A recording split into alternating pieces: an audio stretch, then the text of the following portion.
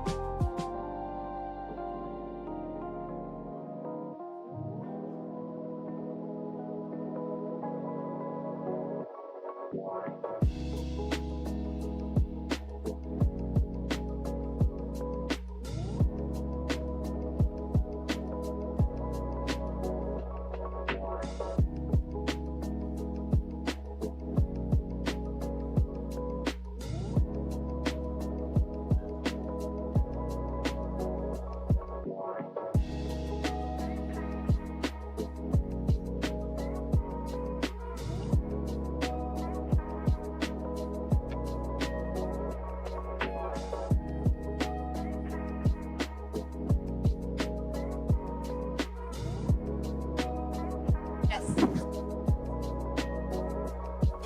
Okay. Joseph.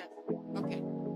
Welcome back, everyone. We'll get started in about a minute or two. So if you could have a seat.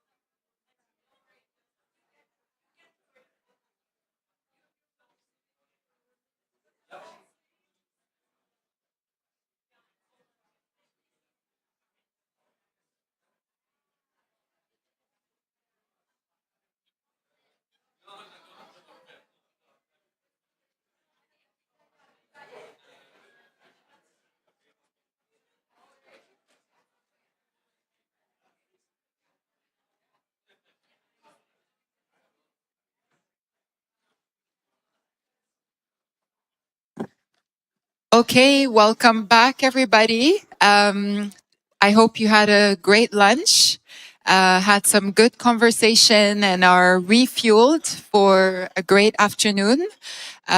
We're actually going to get started. So if you could have a seat. And we have a great panel on climate. So looking at climate risks, both to workers, to business. It's actually the first time that we're highlighting climate in such a way at the Global Forum.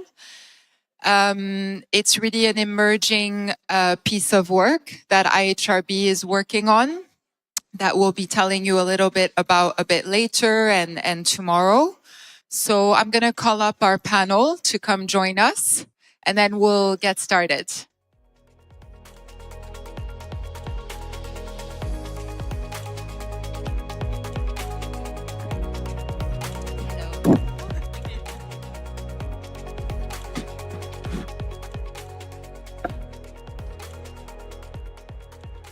So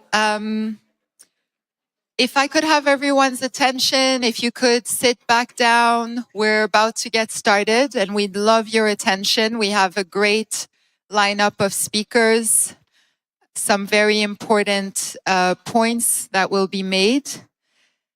And as I mentioned, the reason that we're highlighting climate is because we know that climate is having such a big effect on whether people can stay in their homes, whether farming can still provide enough to live on, and whether work is safe in rising heat. And we know that it isn't, and we've been hearing a lot about heat stress, especially in the past few weeks all over the world, and what that does to workers. And that risk doesn't always stop. Climate risk doesn't always stop when someone leaves their home. Similarly to conflict, workers can be pushed out by climate pressures and then arrive in jobs that are also climate exposed, especially in agriculture, logistics, construction, transport. And so at IHRB, we feel that it's a very important issue. It's not just a responsible business issue, it's also a responsible recruitment issue. Are workers recruited with clear information? Do companies know where their workers are coming from? What climate risks they're facing? What climate risks they're going into? And today we really want to ask what climate is already changing about labor migration. What do companies and recruiters need to anticipate? What are the gaps? What are some of the opportunities? And how responsible recruitment needs to adapt to these pressures now. But I don't want to start with this, jargony and policy language. I actually want to start with lived experience today. And that's why I'd like to invite Evans Kioko, who's joining us online from Nairobi, Kenya. Thank you, Evans. Evans grew up as a smallholder farmer. I'll let him introduce himself in Makueni, which is in the eastern part of Kenya. And he's joining us today to tell us a bit about his story of climate migration. Thank you, Evans, and a warm welcome. Thank you, Sarah. Good afternoon, everyone. It's a good morning here in Nairobi. And it's my pleasure to share my story on this global forum. My name is Evans Wambua. I grew up in a small village called Mwambani in Makueni County.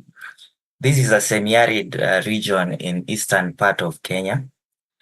Growing up, agriculture seemed to work for my community. It was how families earned a living, paid school fees, and put food on the table. In fact, my passion for agriculture was so strong that my nickname became the farmer. Even up to date, some of my friends still call me that. I worked so hard in school and I was fortunate to study a degree in agriculture and enterprise development. And like other young people in my community, I believed agriculture would be my future. My dream was to become an agripreneur and build a successful livelihood through farming. After graduating, I returned back home to put my education into practice. With the support of my mother, I took out a loan of 50,000 Kenyan shillings, which this is about 400 US dollars, from a local microfinance institution. Then I went ahead and leased 5 acres of land, planted green grams, bought all the inputs and paid for labor. I believe I was doing everything right. I had the education, the plan, and the determination to succeed. Then the rains never came. The rains came for about a week or two and then stopped completely.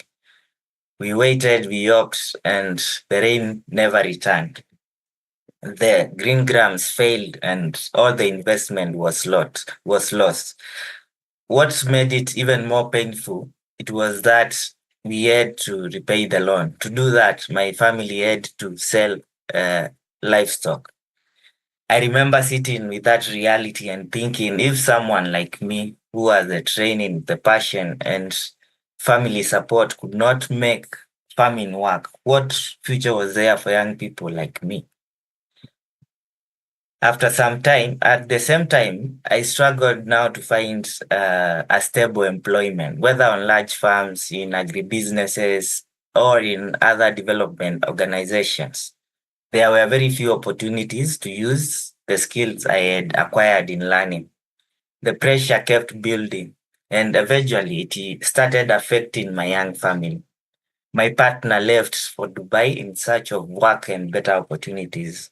We had a young daughter, and suddenly my family was living apart. After a few months later, I made the hard decision to follow her. I was not living because I wanted to live abroad. I was living because I wanted to save my family. I wanted to create a secure future for us. Looking back, my migration journey was not driven by the opportunity alone. It was shaped by failed farming livelihood, limited job opportunities, and the reality that stay no longer seemed an option for me. However, Dubai opened my eyes to the wider world. I gained valuable skills, experience, networks that shaped who I am today. I have worked in a management consultancy and later in climate-related roles. Those experiences gave me opportunities that I will always be grateful for. But the truth is that the reason I had gone there was to save my family. And despite all my efforts, I failed. Professionally, I was progressing. Personally, I felt something important was slipping away. And the biggest turning point came when I thought about my daughter. I realized I was missing key moments that I will never get back. I kept asking myself what success really meant for me. Was it building a career in a city of skyscrapers while watching my daughter grow up from a distance? Or was it being present for the people I love most? Eventually, I made a decision to come back to Kenya. For me, coming home was not about giving up an opportunity. It was about redefining success. It was about choosing purpose, family, and being present for my daughter's life. Looking back, I do not see my migration journey as simply a personal story. I see it as a story of many people living this today. Climate pressures have made livelihoods less secure. Economic opportunities have become harder to find. Families are being forced to make the difficult choices. Migration is the path which is seeming available for many families. And to the businesses, policymakers, recruiters, and organizations on this room, I'm glad I wish I was there in person. I want to share one quote with you. The people closest to the problem are often closest to the solution. As climate change shapes livelihoods and drives labor mobility, responsible recruitment must move beyond compliance and genuinely protect workers, amplify frontline voices, and create a more equitable future for all. Thank you. Thank you, Evans. Thank you so much. Thank you for grounding us in this conversation and taking the time to be here with us. What you've just described, Evans, losing a farm and making a move to a new country, that wasn't really a choice. Rebuilding from scratch, leaving your family, it's one of the most demanding forms of climate adaptation that there is. And the problem that we're seeing in climate adaptation discussions is that the people who live it and who are the most experienced climate adapters, migrant workers, are almost never in the room when adaptation gets designed. And so they carry the consequences first, but they're consulted last very often. And that's really the gap and, the opportunity as well that we want to address in this panel ahead of an in-person workshop that we'll be holding tomorrow for our in-person audience, looking at South Asia climate migration specifically and looking at the different risks along the migration journey from pre-recruitment to return. So we hope that the in-person audience will join us for that. And we'll have some pre-recorded opening remarks from Mary Robinson, who's IHRB's founding chair.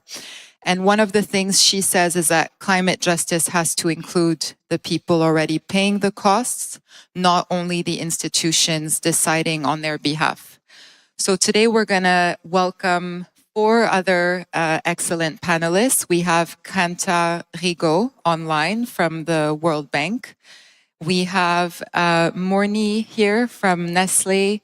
We have Gertra Lano from IOM, and we have Joseph Malyamov from Tenaganita, a human rights organization here in Malaysia. So I'd like to first start with you, Kanta, giving us a bit of, scene setting and wider picture. You've focused on climate adaptation for a very long time and how climate pressures are reshaping where people can live and where they can stay. And so what do you see in terms of what's changing, in terms of who's forced to move from where, what pressures, climate pressures migrant workers are experiencing, and very importantly, what should companies be anticipating now? Thank you. Thank you so much, Sarah, for that introduction. And thank you also to Evans, really, for illustrating the issues so compellingly. And I think you've raised a very important set of questions. And before I go into those questions, I thought to put the climate issue into the broader perspective. I think Evans has laid out what it means for an individual and how that anecdote is repeated multiple times. But I just wanted to convey a few messages from the climate perspective, right? We talk about climate change affecting labor migration and migration more broadly, but we know that climate also does not act on its own. It is really, a threat multiplier that acts alongside other issues, whether it's poverty, oftentimes, demographics, where the population is multiplying, and fragility and instability sometimes. But we also know that the science is very clear. The climate impacts, as we see them already, are intensifying and escalating. And that what we found in the work that we've done is that now, in fact, the potency for climate really on its own will likely drive the kind of migration that Evans is talking about much more and intensify that. But it doesn't act in the same way everywhere. Locality matters. And what we think is really important to understand is that context in which it happens, because we find that there are some areas which are the hotspots, and we need to pay attention to those geographic areas where people move out from because of the habitability challenges or the income challenges, but where they also move into. And we need to manage it both, because I think that's where some of the labor migration and the work of the recruitment agencies and governments becomes really important. So at the end of it, I think labor migration will increasingly, if not already, be shaped by climate change. And that at the same time, it can act in a positive way to help communities adapt, as was the case of Evans, recognizing also the challenges there. But it can also help us with the broader climate challenge of facilitating the kind of green transition with the right kind of jobs and skills that labor migration can bring. So I think you've raised a question, that context, how is climate change reshaping it? What are the implications, and how do we act on that from the labor migration actors and perspectives? And I think there are also 2 other contexts that perhaps are important in understanding climate from the perspective of labor migration. Because oftentimes we know that climate adaptation, development planning, and labor migration are all in separate institutions. And how do we deal with that fragmentation? What needs to change? These are issues I'm sure that yourselves as the recruitment agencies deal with all the time. But I think it's the climate then adds an additional dimension. The third is how do we, right, to harness those opportunities. So maybe just, I think, to visually convey the complexity, how these drivers of poverty, population growth, climate change all reinforce and force that intertwined drivers of mobility. We see that most poignantly sometimes in sub-Saharan Africa, in the Sahel, where there's high levels of poverty, population fertility and population growth is high, there's lots of fragility, and then it leads to migration.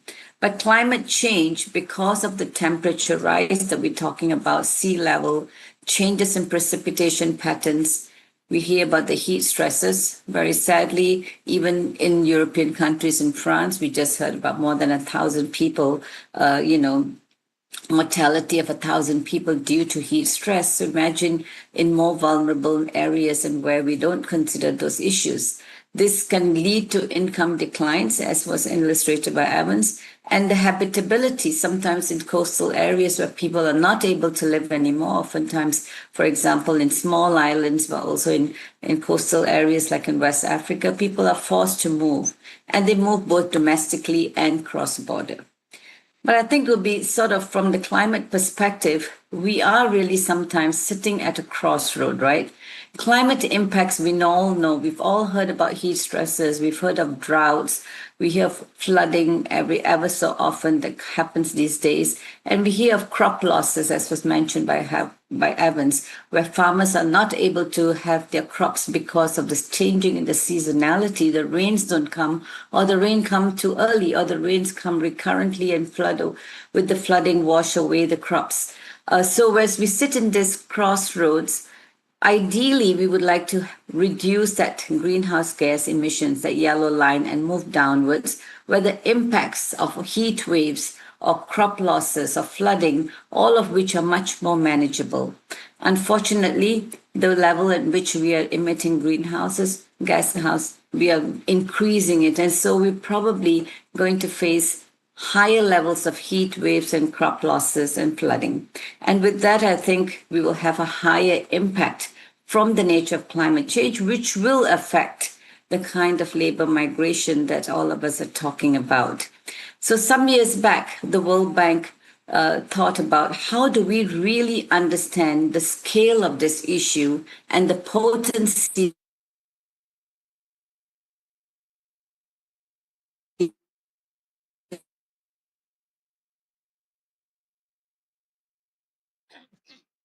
Kanta, you're just freezing a little bit. Let's give you a minute. Can you still hear us? Evans, can you still hear us? Yes, I can hear you correctly, but Kanta is breaking. Okay. We'll just give her a few seconds. Kanta, are you still there? Yes. Sorry, you were cutting out a little bit. Can you hear me? No, unfortunately, you're freezing, so we can't hear you very well. Can you hear me, Sarah? Yes, now we can hear you. So very quickly then, I think, so the World Bank undertook this study to understand the scale of the issue, who will move and where will they move, and to what extent climate will be a driver. And with that, what we found, let's just stop. Can you see my slides? Yes. You see the slides? Yes, we see them, yeah.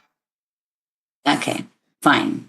So I'm going to be brief so I don't get cut off again. When we did this study, we estimated that what was the scale of potential climate-induced migration.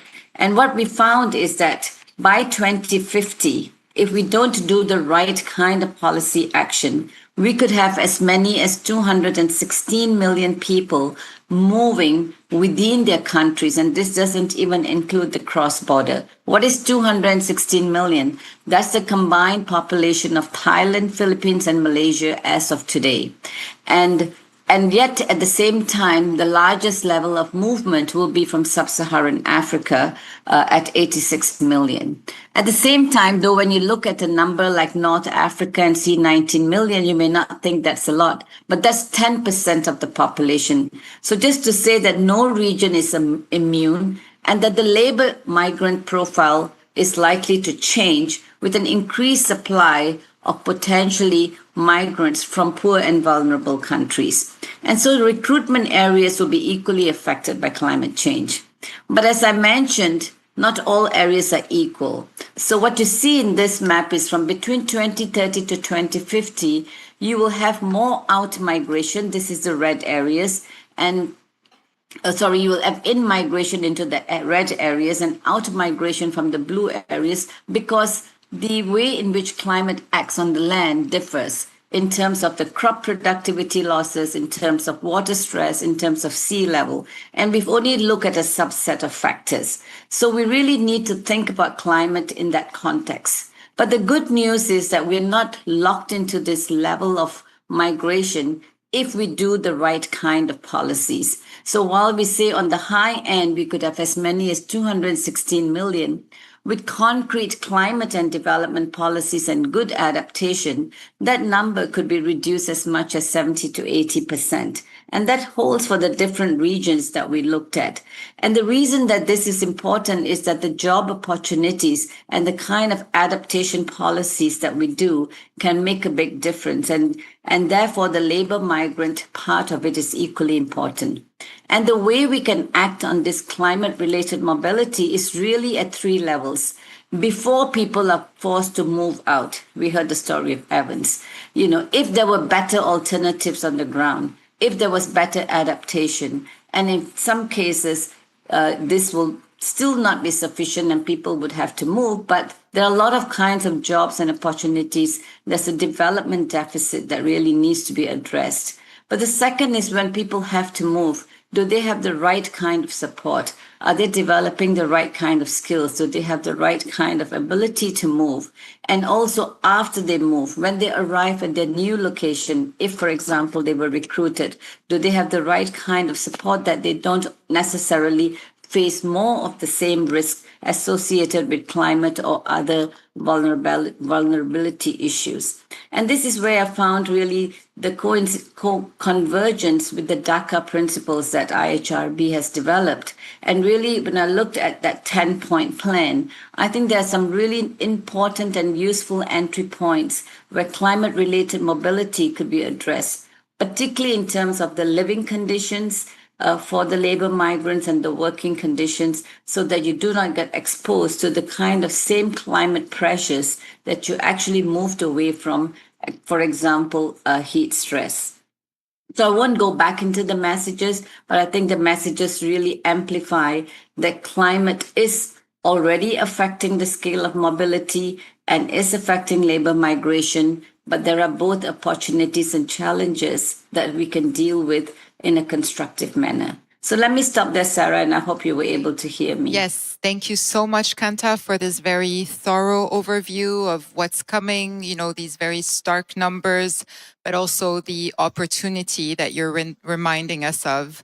If we put the right policies in place, if we put people first in terms of adaptation policies, and because I'd also like to leave some time for a Q&A at the end, I hope there will be a lot of questions from our audience. I'd like to move on to our next speaker, Morni Azmi from Nestle. Yep, welcome.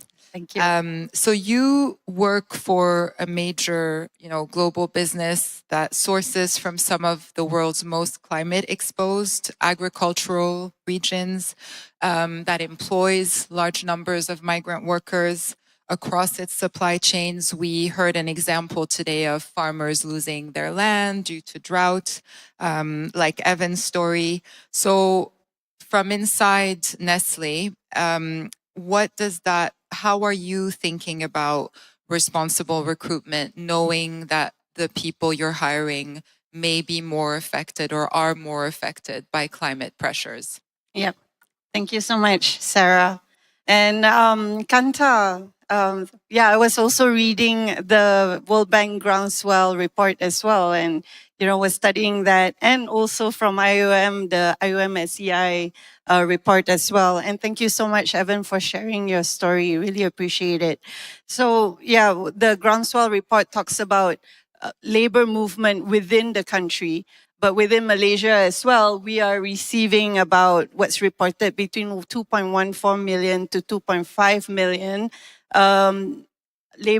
migrant foreign labor into Malaysia, but in total about 5 million, including of undocumented workers. So very much so for Malaysia, we are receiving migrant workers, not so much observed in terms of movements, but overall globally, we do observe that this is happening as well.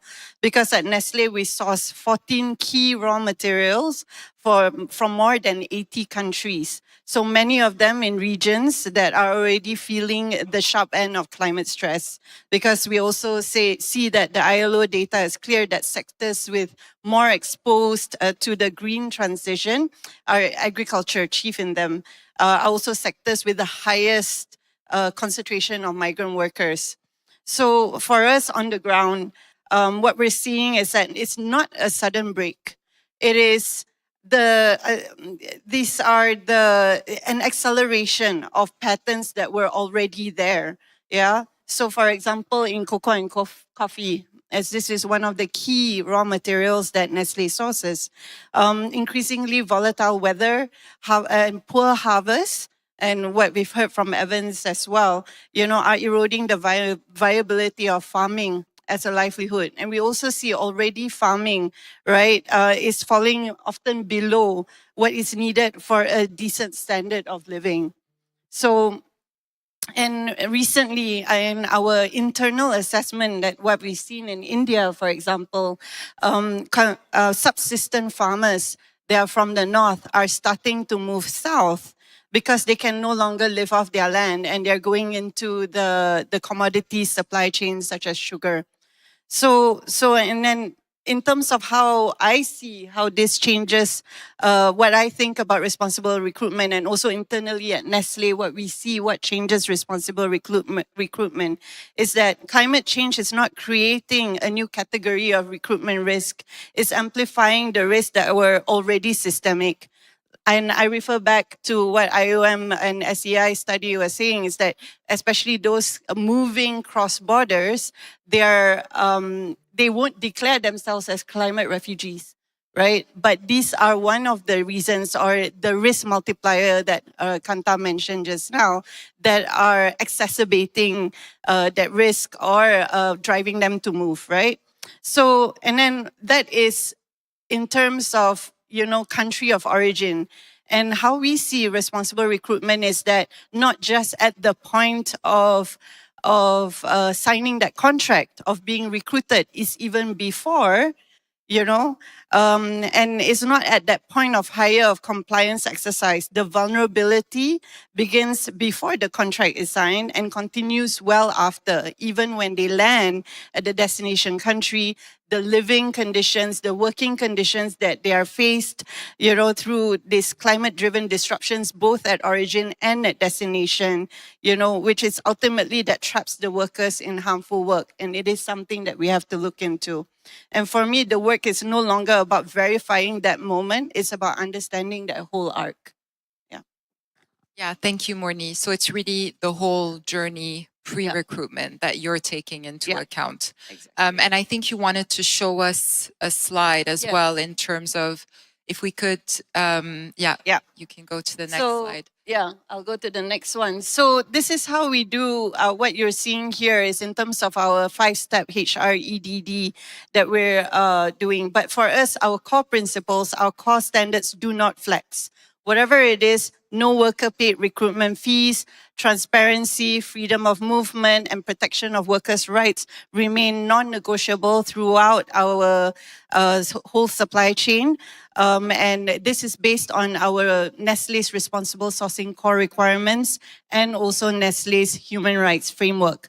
So how we hold it together in this in practice is this 5-step HREDD framework that we have. But in general, it looks like this. The upstream risk mapping and supplier due diligence will happen, not just at our tier 1 suppliers, but it goes further upstream into our millers, refineries, for example, if we look at palm oil, down into the plantations, right? By geography and ingredient with systematic supplier level assessments, audits, and stakeholder engagement.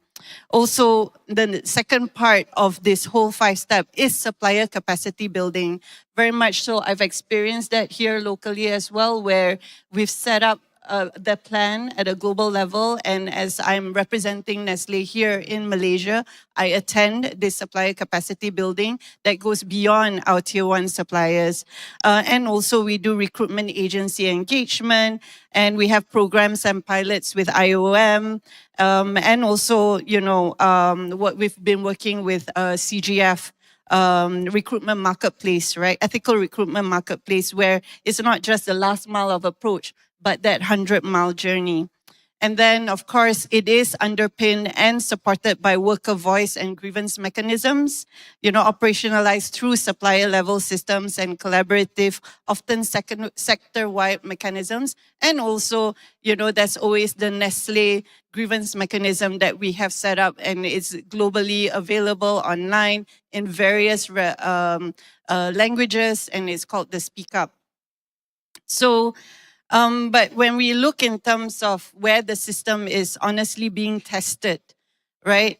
So I'm going to be candid about these areas that we are still building, yeah?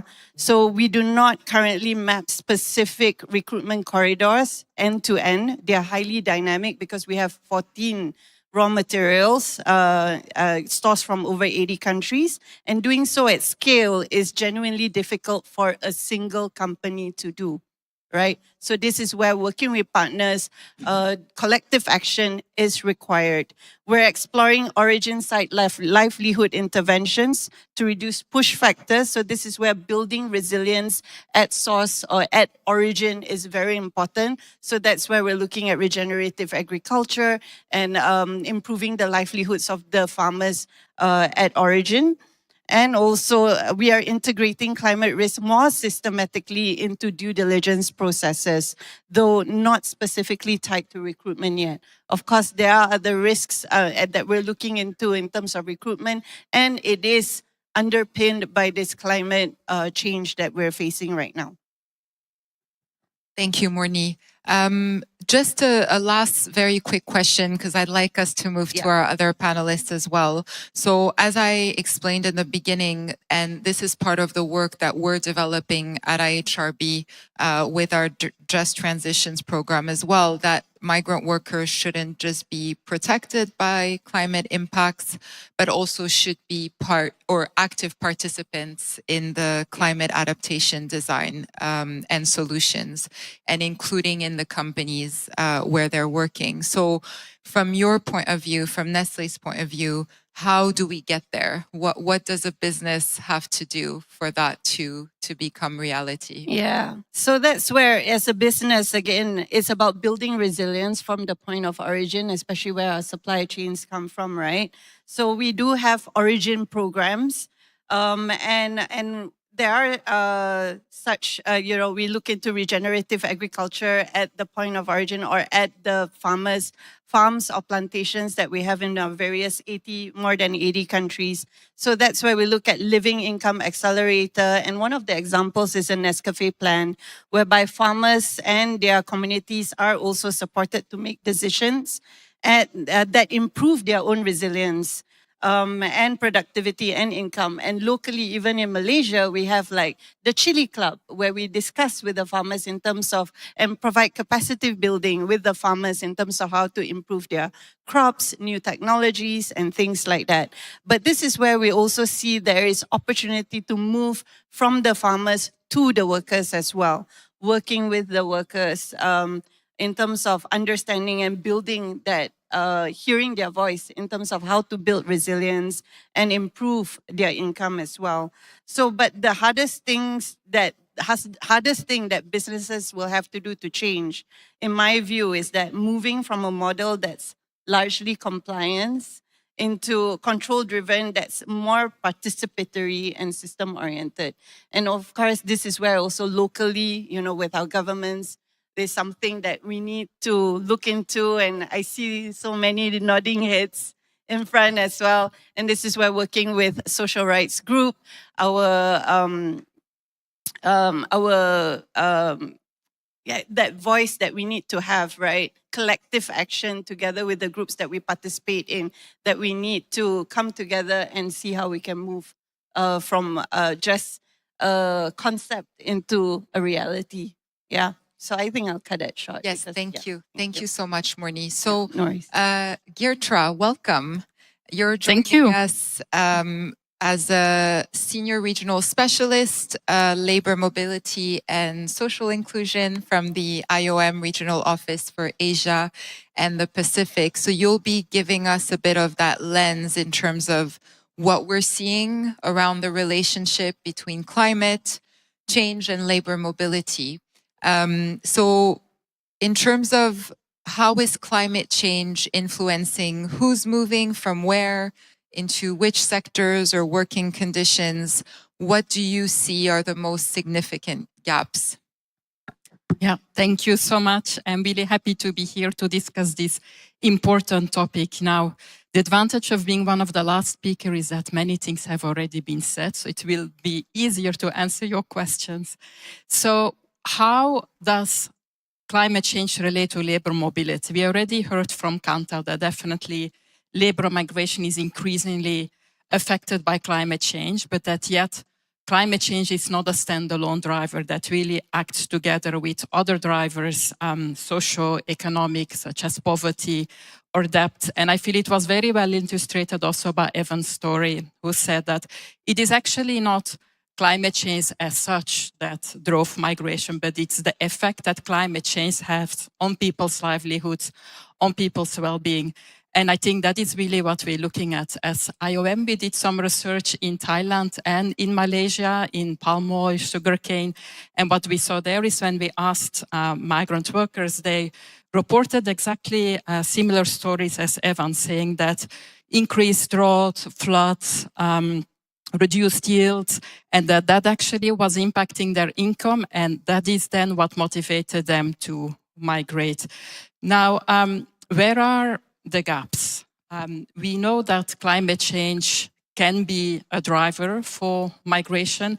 What we don't know is the details, what, when, how, under which conditions. And that's where more research and more evidence is needed. For example, recruitment modalities, working conditions, sectors, that would really help to get a more comprehensive picture.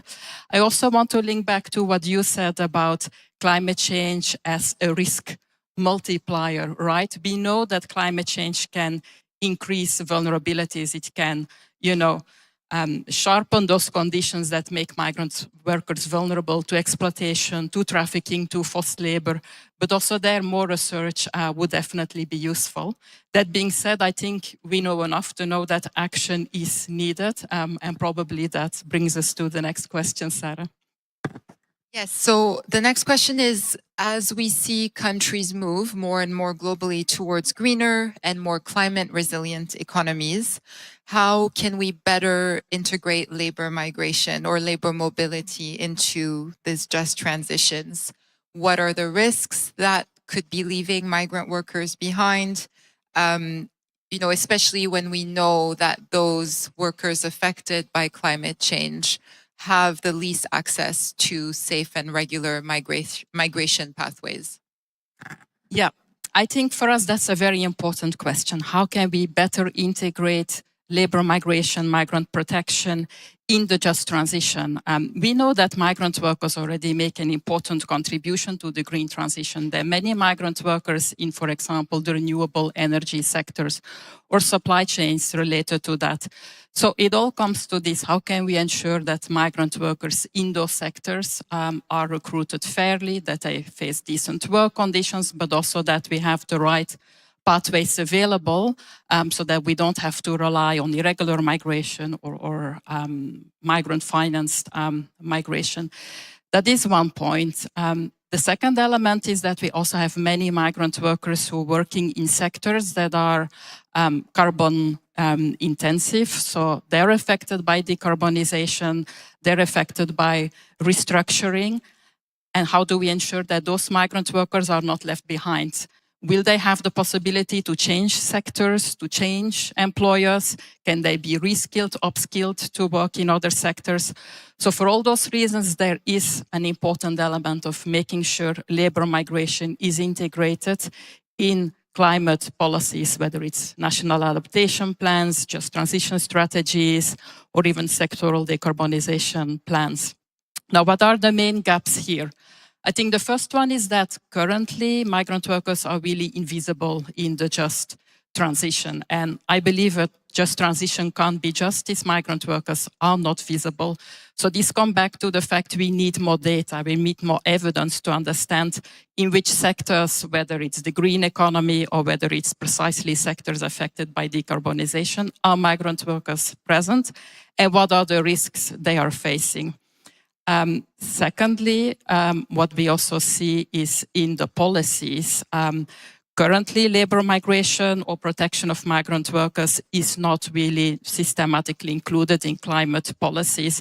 And I think it links to something that was said earlier, that we don't even have the migrant worker voice in the just transition debate. Evans, you were very right that the people closest to the problem are closest to the solution. I think that goes as well for the just transition, and we need to see migrant workers as a voice and as, you know, having a stake in the decisions linked to just transition.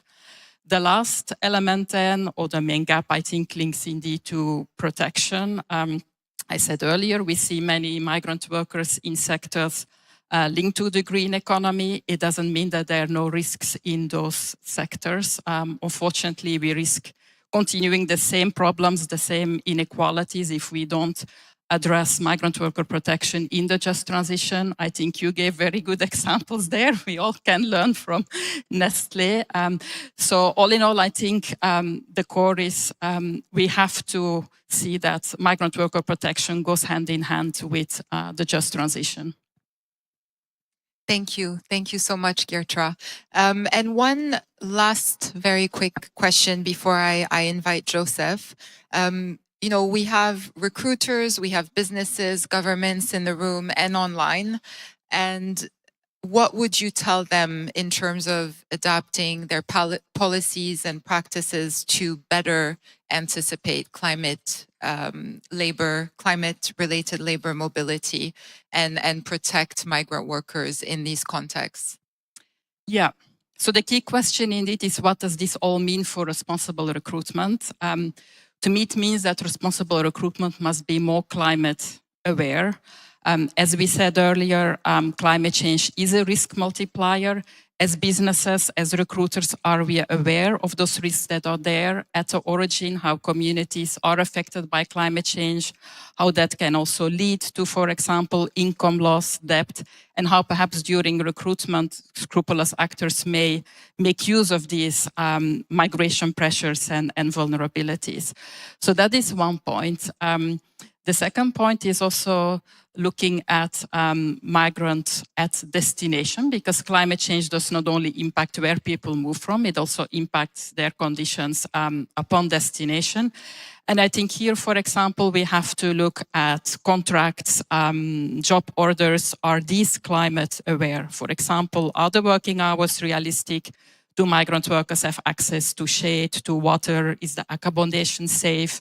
But another element could also be wage protection in case climate events prevent or affect work. And then we should, in responsible recruitment, also protect those migrant workers who are in those sectors affected by decarbonization, by restructuring. As I said earlier, if due to climate policy there are changes in labor market demand, we should make sure that our migrant workers are not left stranded.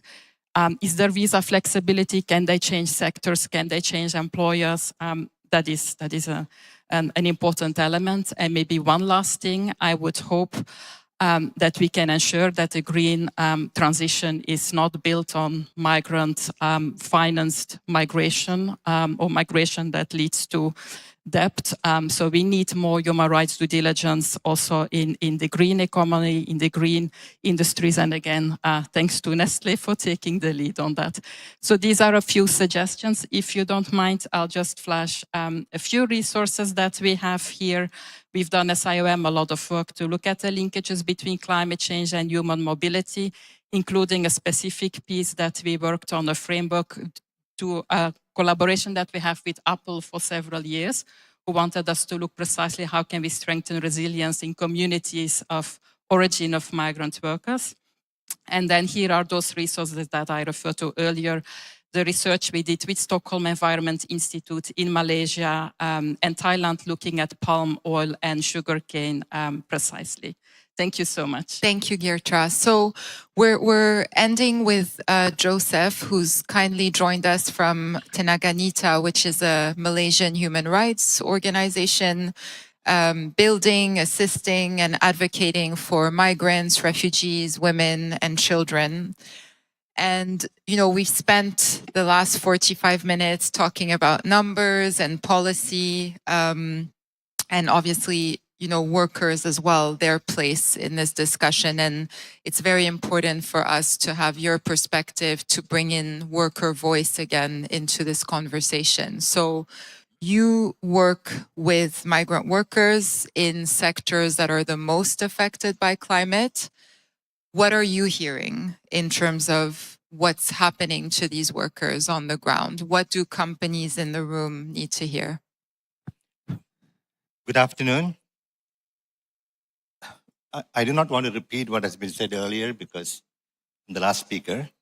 There are many push factors that make people want to move from their countries to other countries in search of better livelihoods. Climate change is just one of those factors that destroy livelihoods and contribute to the totality of push factors.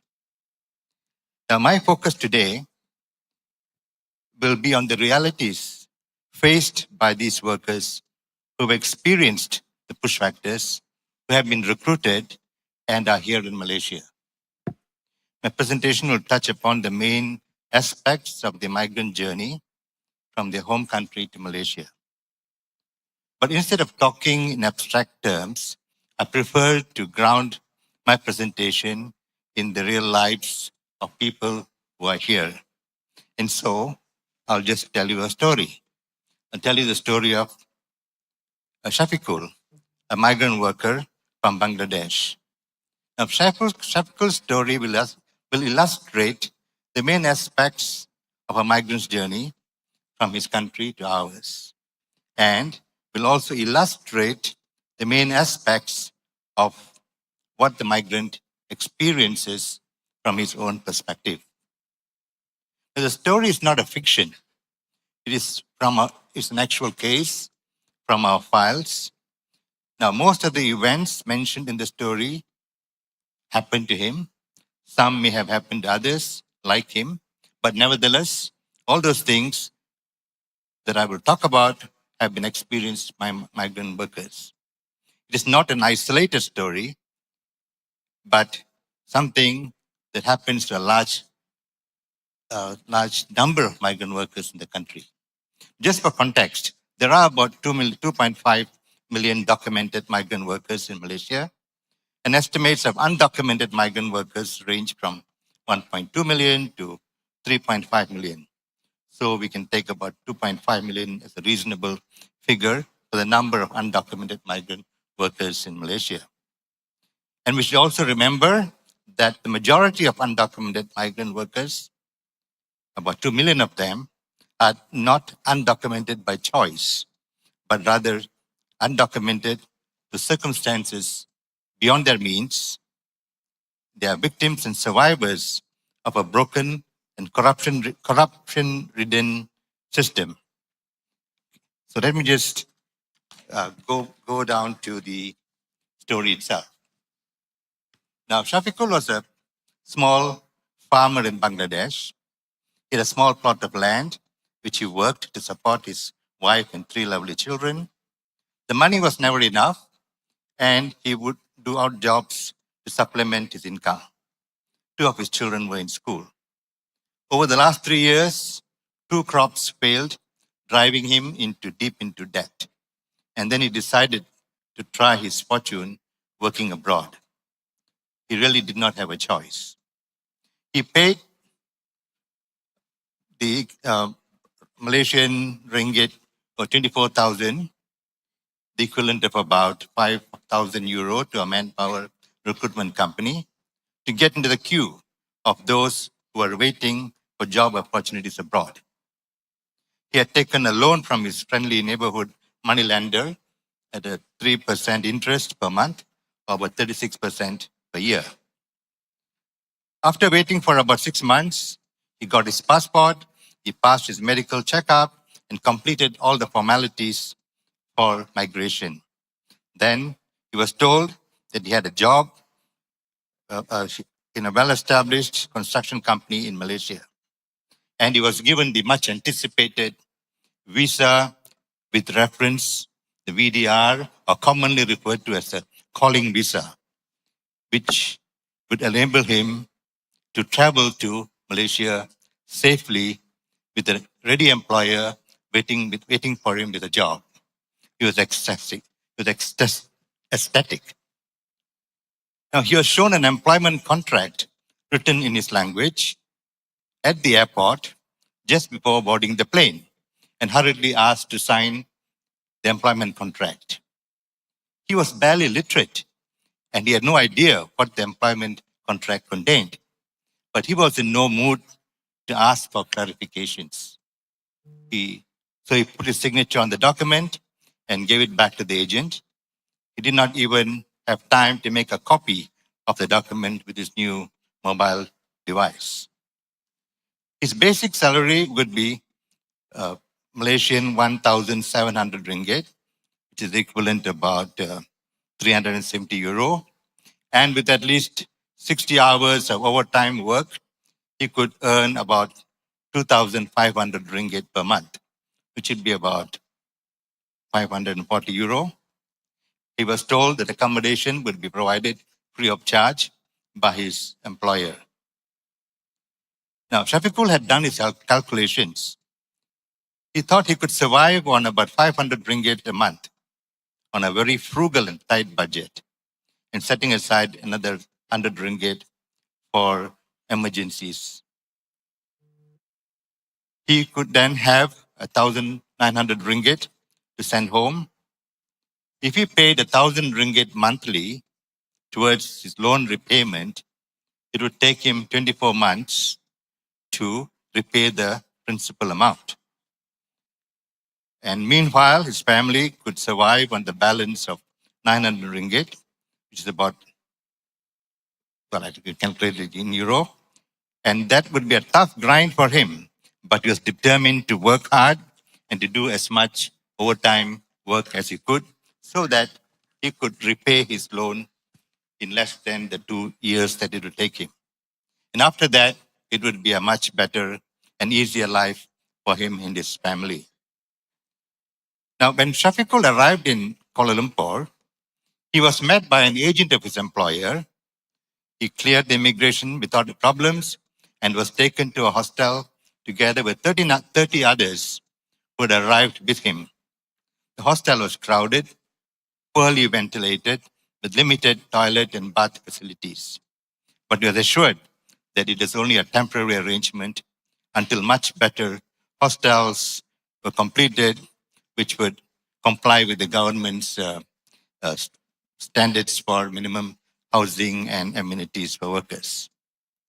The employer's agent collected their passports which were required to process their work permits within 30 days of arrival.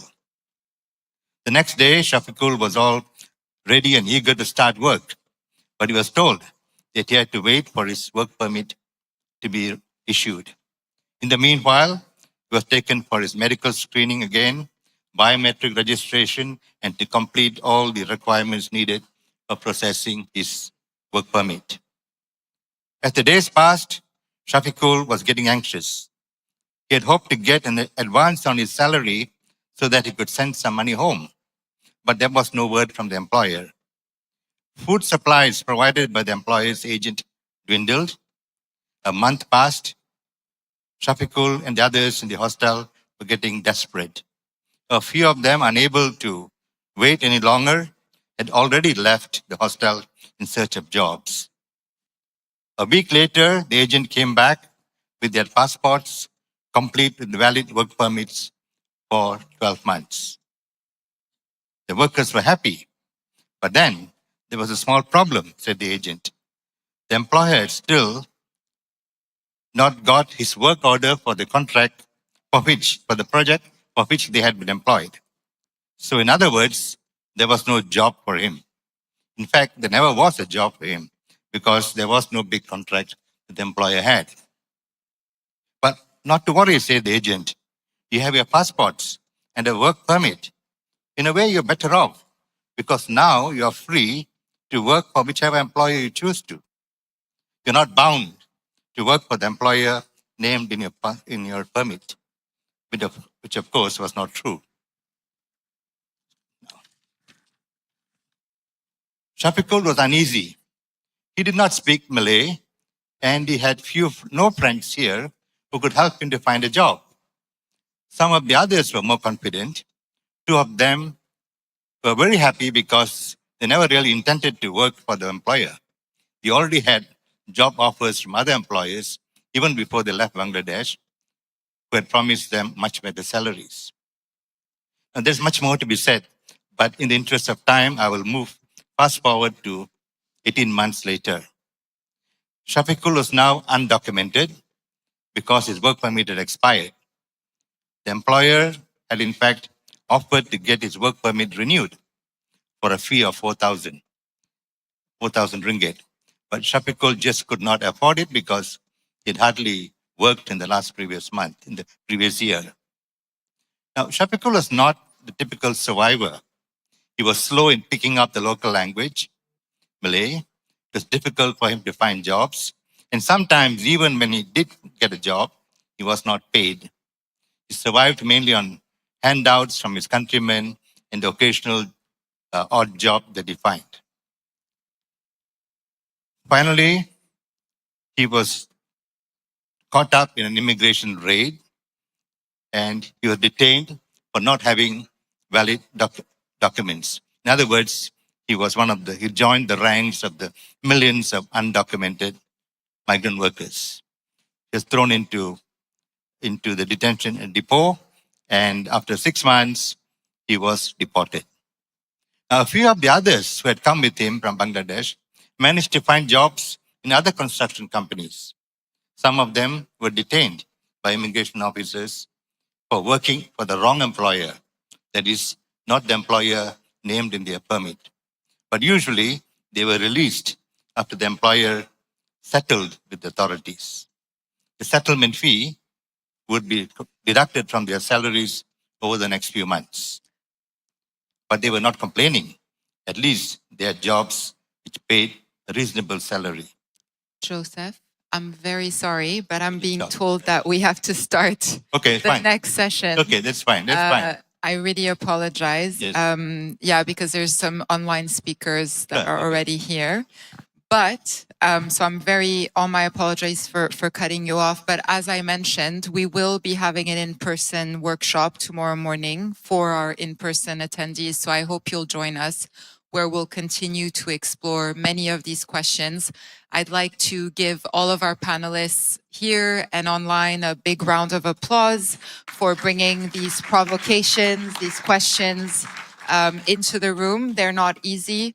And please, stay updated on the work that IHRB is doing around developing a climate resilient labor mobility framework for business in the coming year. And please come see us if you have any questions or more questions for the panelists. And thank you so much for your participation, Evans and Kanta as well. Thank you, everybody.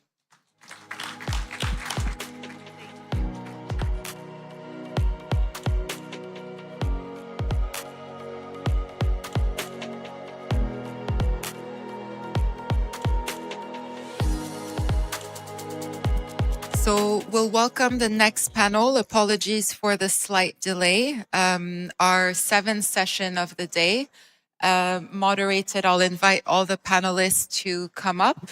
The ethical recruitment marketplace and building resilience in an era of disruption. Thank you for joining us.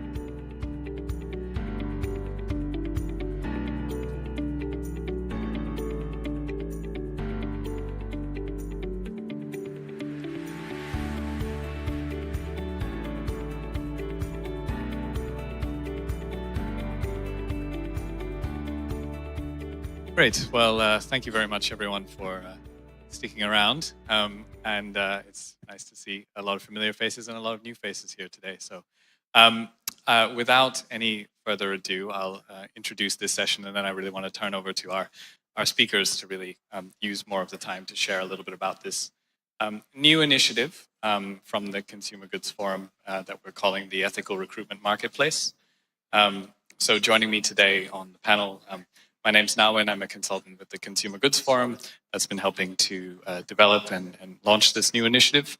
And joining us today are two representatives from two of the companies that have been participating in the marketplace. Firstly, Sufyan from Mondelez, and joining us online is Phoebe from Woolworths Group, as well as Flora Henderson from Impact, who we're partnering with to deliver some of the elements of the marketplace program as well, which I'll let her showcase to you at the end of the session, because we really are doing some quite exciting things together. So I'll do a little bit of an introduction to the marketplace program and what it is and the different features of it a bit later. But I actually wanted to start with Phoebe to sort of explain what was the impetus behind this program, how it came to be, and why the Woolworths Group really felt the value of founding and driving this new responsible recruitment initiative. So over to you, Phoebe. Thank you so much, Nawin, and hi, everyone. So my name is Phoebe Ewan Pearson, and I'm a senior manager in the Woolworths Group Human Rights team. So Rachel, our general manager of human rights, is the co-chair of the Consumer Goods Forum's Human Rights Coalition. And I myself lead Woolworths Group's responsible sourcing program across our trade supply chain. So I look after thousands of suppliers across Australia, New Zealand, and internationally as well, across the food, non-food, and clothing supply chains. So I myself am based in Hong Kong. I work with a range of suppliers, including in Malaysia. I really wish I was there in person. It's always really special to get together in person for this particular forum. But I've recently returned to work after having a baby. So I really thank you to the organisers for accommodating me to join online. And today, as Nawin said, I would like to take a bit of time to share the ethical recruitment marketplace origin story from our perspective at Woolworths Group. As a company that's committed to advancing human rights, this is a really high priority area of our sustainability strategy. And also as a company, we're really looking to continually seek the horizons of where the key underlying issues like ethical recruitment are going to go next, looking to find initiatives that really allow us to move the dial on some of these shared challenges. So back in 2023, Woolworths Group disclosed our first ever case of modern slavery in our Modern Slavery Statement annual report. This case was a large manufacturer in our Tier 1 own brand supply chain. And looking back, this case had many of the hallmarks of what we now know to be quite a typical recruitment-related case. We saw very, very high recruitment fees being charged to workers that were recruited from overseas. We saw the use of multiple different intermediaries being used to recruit workers from overseas. We saw challenges when it came to access to grievance for those workers. And ultimately, all of these issues compounded into what amounted to be a zero tolerance breach of our responsible sourcing standards, the expectations that we expect our suppliers to meet. So we partnered very, very closely with our supplier, and we embarked on a remediation journey with that supplier, which involved collectively repaying over 700,000 Australian dollars in fees back to workers, and working really closely with that supplier to unpack the root cause and the challenges that had caused this situation in the first place. Through those conversations, we identified a responsibility and need to be very clear in our expectations and to provide greater guidance and support to our suppliers. Recognizing, particularly back then, that responsible recruitment was a relatively new concept being spoken about. It carried a lot of misconceptions and misunderstandings of what we were really talking about when we were talking about responsible recruitment and recruitment fees. So off the back of that remediation, we launched the Responsible Recruitment Addendum to our standards, which was a much more detailed document outlining our expectations.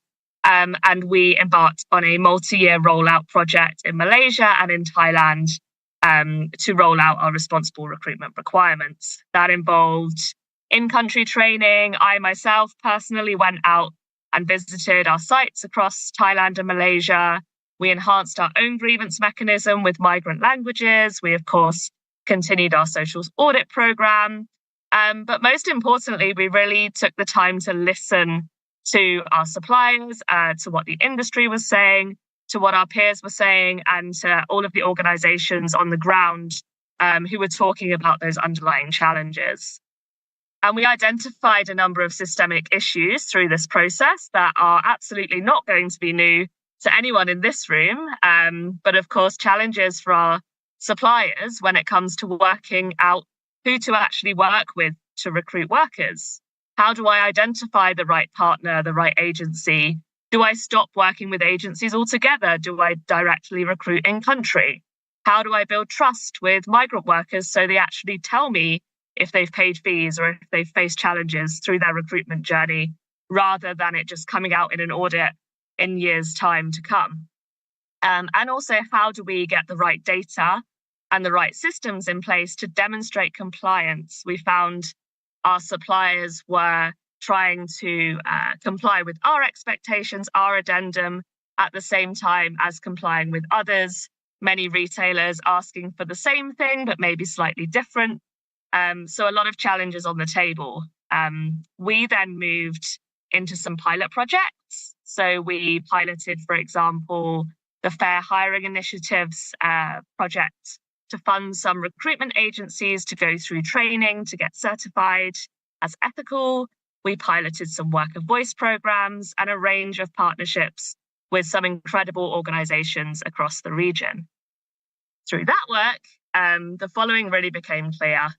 To have a genuine impact beyond ourselves as a company, as Woolworths Group, we identified the need to work with others in a very meaningful way.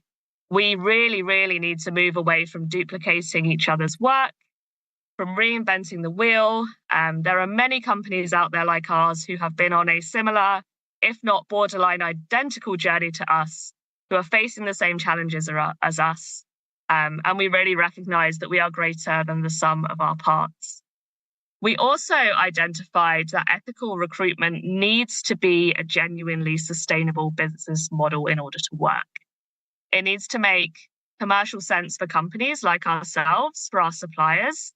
It needs to make commercial sense for the recruitment agencies, the intermediaries involved, to actually turn a profit when operating unethically continues to be profitable.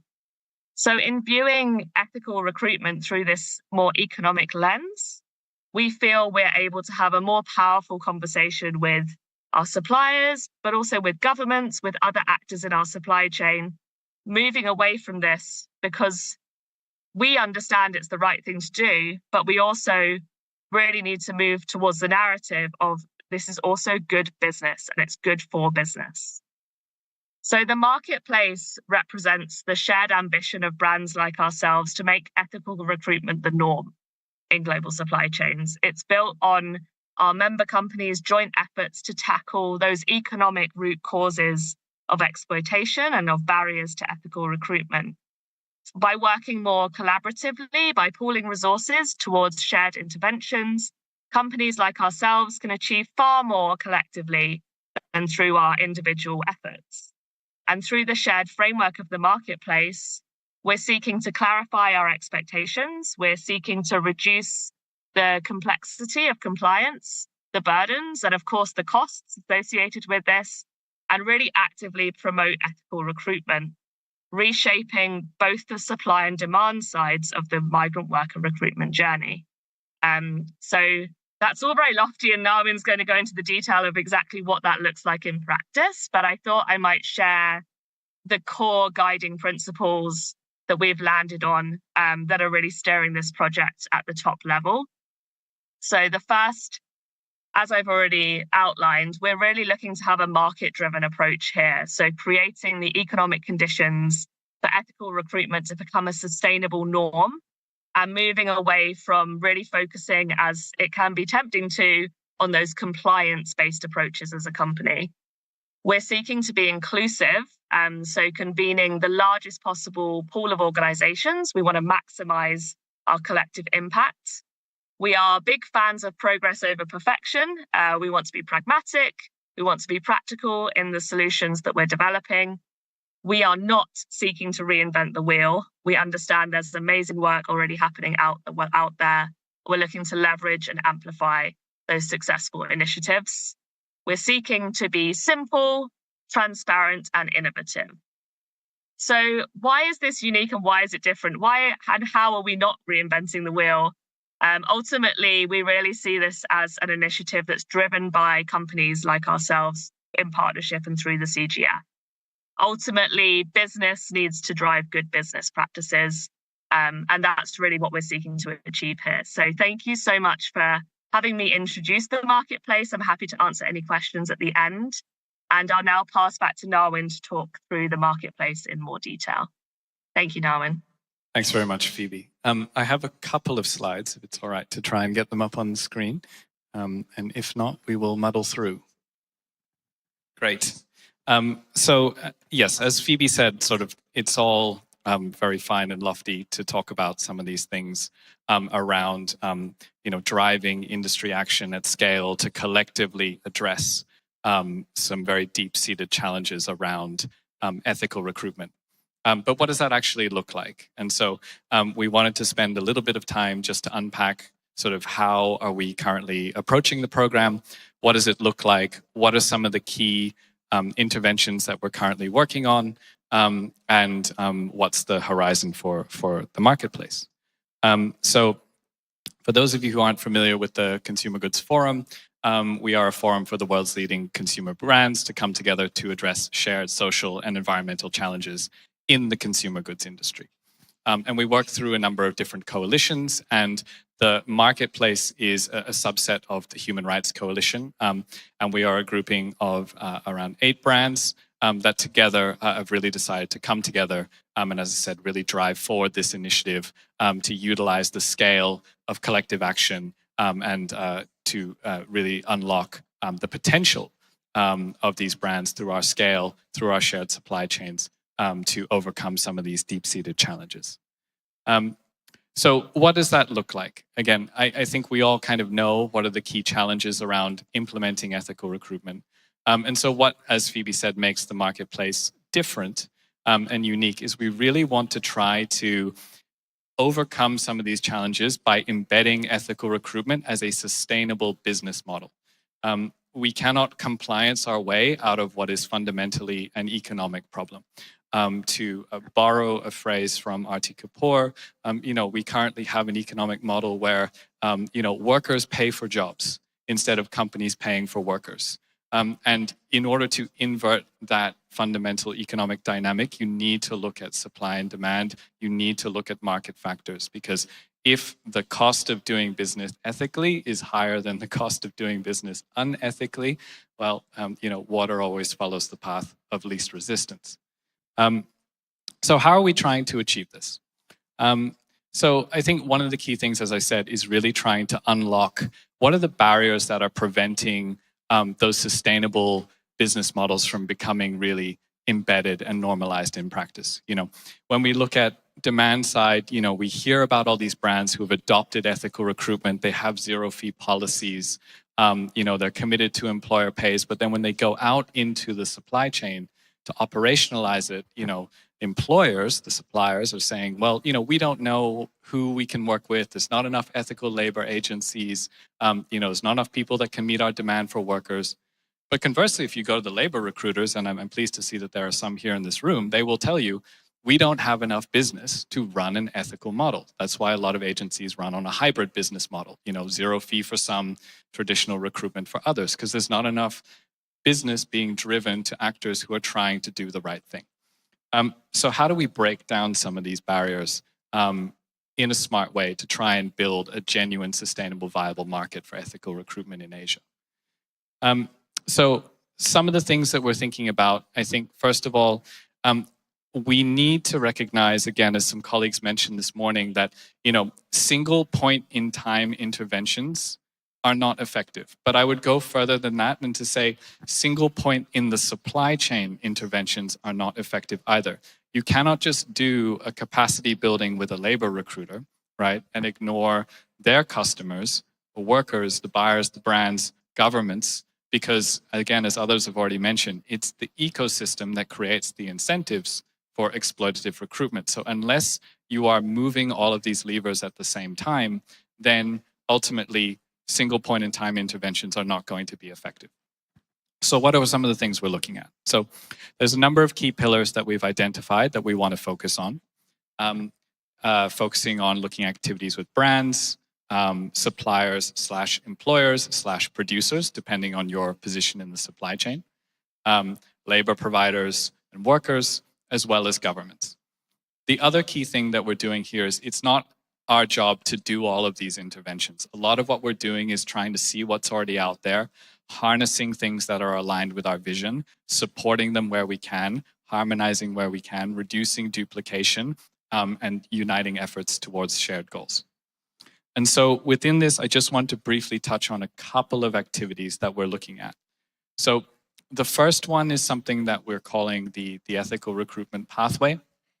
So, the idea here is really to recognize that there are a number of certification schemes that are out there. There are a number of labor providers that have gone out to get certified. But that roadmap to sort of transform a labor provider from a traditional to a certified business model is a rocky one. You're asking a labor recruiter to completely overhaul their business model, change their revenue streams, change their practices, with a very uncertain promise of any financial return at the end of it. And so you need to give them a really clearly defined pathway, right? You need to provide structured support, guidance, visibility, and also rewards for participation, right? Unless you really think about the incentives, then you can't really encourage participation. So that's really important for us in this work stream that we're working on. And so this is something that we're currently working on building out. We hope to have the model finalized by the end of the year. Some of you in this room we've already been consulting with as we progress, but that's a really key piece of work for us. The second key thing that I want to talk about also, we've mentioned sort of employer pays, ethical recruitment, but ultimately someone must pay for it, right? And so the other key thing that we are looking at here is how do we equitably share the costs and burdens of implementing ethical recruitment across the supply chain. Ultimately, it is going to need some injection of cost, but also reduction of cost, right? So through looking at responsible purchasing practices and procurement, not just from brands to suppliers/employers, but from employers to labor recruiters. That's really important to actually enable ethical recruitment and again, to create the market signal to encourage people to come on board with this, right? But also we need to take cost out of the system, reducing complexity, reducing compliance costs, reducing the burden of actually adopting, implementing, and maintaining ethical recruitment is also a really key part of that economic picture that we're trying to address. And then very lastly, we're also talking about, we are not the ones in the room that we need to convince that ethical recruitment is important, right? I am preaching to the converted here, right? What you need is to take it upstairs, right, to the people with the decision-making power, to tell people, like, what is the business case for ethical recruitment? Like, why is this important for our business? And so another key piece of work that we're commissioning and we're hoping to start this year is to look at quantifying what is the ROI for ethical recruitment, right? Both in terms of actual return, but also protection of business value, right? So what are you actually getting out of these investments in paying for workers' recruitment costs, supporting training, capacity building, due diligence, monitoring, remediation, all of this investment, is it providing a positive return for the business? And we know that anecdotally and through other kinds of data that yes, there are definitely positive benefits and returns, but how do we show this in a way that really resonates with business decision makers, right? So that we here can get the buy-in we need from the business to do our jobs. And so that's another key piece of work that we're currently developing, and we're really hoping to be able to showcase that by the end of the year. The last piece of work that we're doing, Flora's going to touch on at the end of this, because this is something that we're really happy to be able to be a minor player in to support Impact through their work. So I won't touch on that now, but I'll hand over maybe now to Safian to talk a little bit about, as an employer in Malaysia, and who's part of the marketplace, I guess, what do you see as, the reason for joining, and what do you see as the benefits for you for participating in a program of this nature? Thank you, Nawin. So my name is Sufian. I'm the Sustainability Lead for Southeast Asia Business Unit for Mondelez International. Maybe quickly introduce my company for those of you maybe have not heard of it. So we are one of a global snacking company based out of US. We produce, we are brand owners for chocolate, iconic brands like Cadbury, Toblerone, Milka, biscuits like Oreo, meals like Kraft, Philadelphia cheese, and so forth. So we are a consumer goods company, and we do supply to Woolworth, for example, in Australia. So when your customer is looking at certain ways to address certain problems, you do listen to them. Just like for us, Woolworth or other retailers, when they're concerned about certain issues, we as a supplier must really listen to it and must understand what the concerns are. At the same time, when we talk to our suppliers, you also should listen as well, right? So the issue, what we've been facing when it comes to a global supply chain like us, first I want to talk about how we strategize our human rights due diligence. So number one is on the own operations. So we've got manufacturing plants across the globe. We do have deep understanding. We conduct SMITA audit, whether it's enough or not, but we do that every 3 years. So our manufacturing plants across the globe must conduct at least SMITA audit every 3 years. Some of them has to conduct once a year, depending on some of the license holders that we have. And of course, within that operation itself, you need to have certain requirements, right? So in terms of, what kind of the questions that you need to ask to your labor providers, to your contractors, that is something that we have improved on over the years. The second part is on the tier 1 or strategic suppliers. So we do have thousands of suppliers, but in the past 2 years, we've worked with almost 1,200 suppliers. So we expect as well that they also conduct SMITA audit. And we've been able to cover almost 1,200 plus. And within those 1,200 suppliers, we have about 100 strategic suppliers that we also conduct capability building through partnership in, for example, In Progress, through CGF and so forth. But also the third one is on critical upstream supply chain. So for Mondelez, agri-commodities is very important to us. So without cocoa, we cannot make those chocolates. Without dairy, we cannot make those cheese as well as our dairy milk. And also without hazelnuts, we cannot do inclusion for our brands as well. And of course, in this part of the world, palm oil and sugarcane is also very important.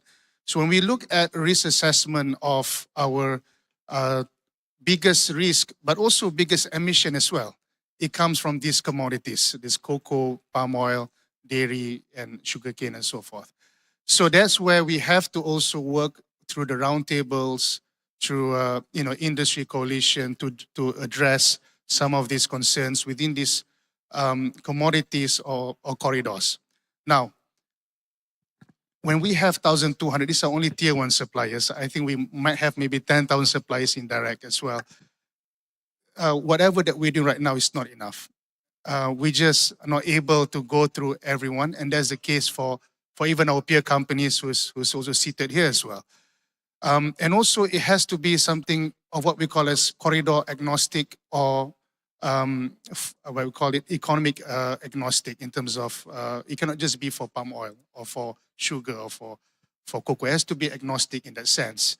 And that's why we look at ethical marketplace as something that is very innovative. It's very genuine. I mean, I've been in those working groups with a few of my peers.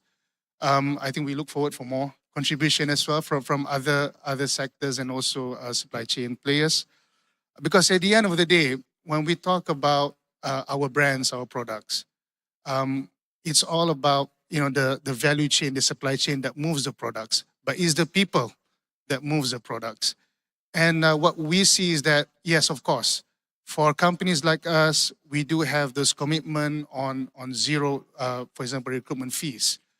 But if we just only a handful of companies do that, you still cannot move the needle on unethical recruitment practice. So Naveen has shared as well, Phoebe as well, that you have a hybrid model of recruiters that have, okay, if you want an ethical supply chain, a labor supply chain, we can do that for you, but we also need to have those, the status quo, right? So we do need that scale.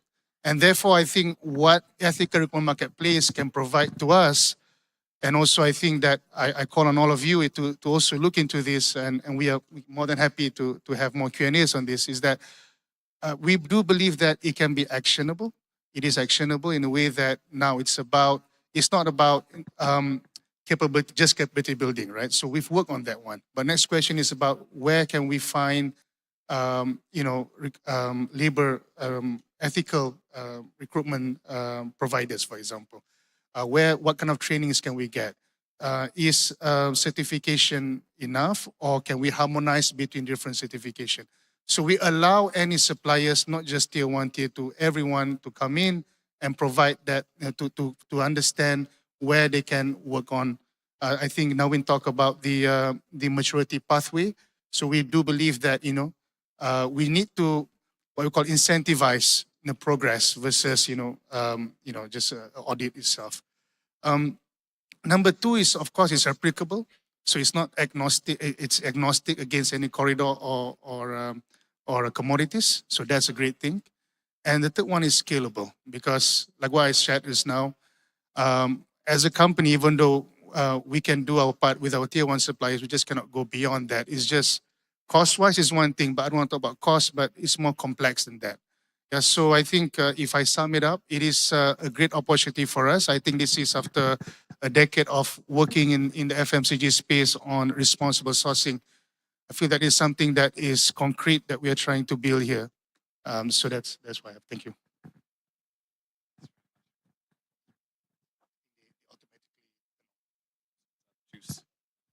Sorry, running out of battery, as some of you may be as well out in the audience. But I think we have about 10 minutes left. So I do want to allow a little bit of time for Q&A if I can. But I want to hand over now to Flora to talk about one of Impact's really exciting initiatives around recruitment fee transparency that we were really excited to be able to partner with in a very small way through the marketplace. So over to you, Flora, to give us a walkthrough of Atlas. And I believe that you have some slides.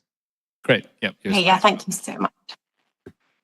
Hi, it's really great to be here virtually to speak to you all. Thank you so much for inviting me to speak. And thank you so much to the CGF and the marketplace, who we've been working with, as Noah mentioned, for a while now on this really exciting project that we're working on. So can I just confirm that the slides are up? Great, thank you so much. So just to give a very brief introduction to who Impact is, maybe we can go to the next slide. So Impact is a business and human rights ethical consultancy, and we specialize in helping businesses understand the human rights impacts of their operations and supply chains. And just to mention, on ethical recruitment, we have supported the investigation and repayment of over 130 million US dollars across 212 companies. So we do have an understanding of what this really means in reality to ensure ethical recruitment. And we've also written some principles and guidelines on the repayment of recruitment fees, which would also be an interesting resource to have a look at for those who have not come across it yet. So we're here today to talk a bit about a project that we've been working on with the CGF and others. If we can go to the next slide, thank you. So we're all aware that recruitment fees are a problem, obviously. However, evidence for the payment of recruitment fees is lacking. We found that we only have evidence of recruitment fee payment in around 5% of cases.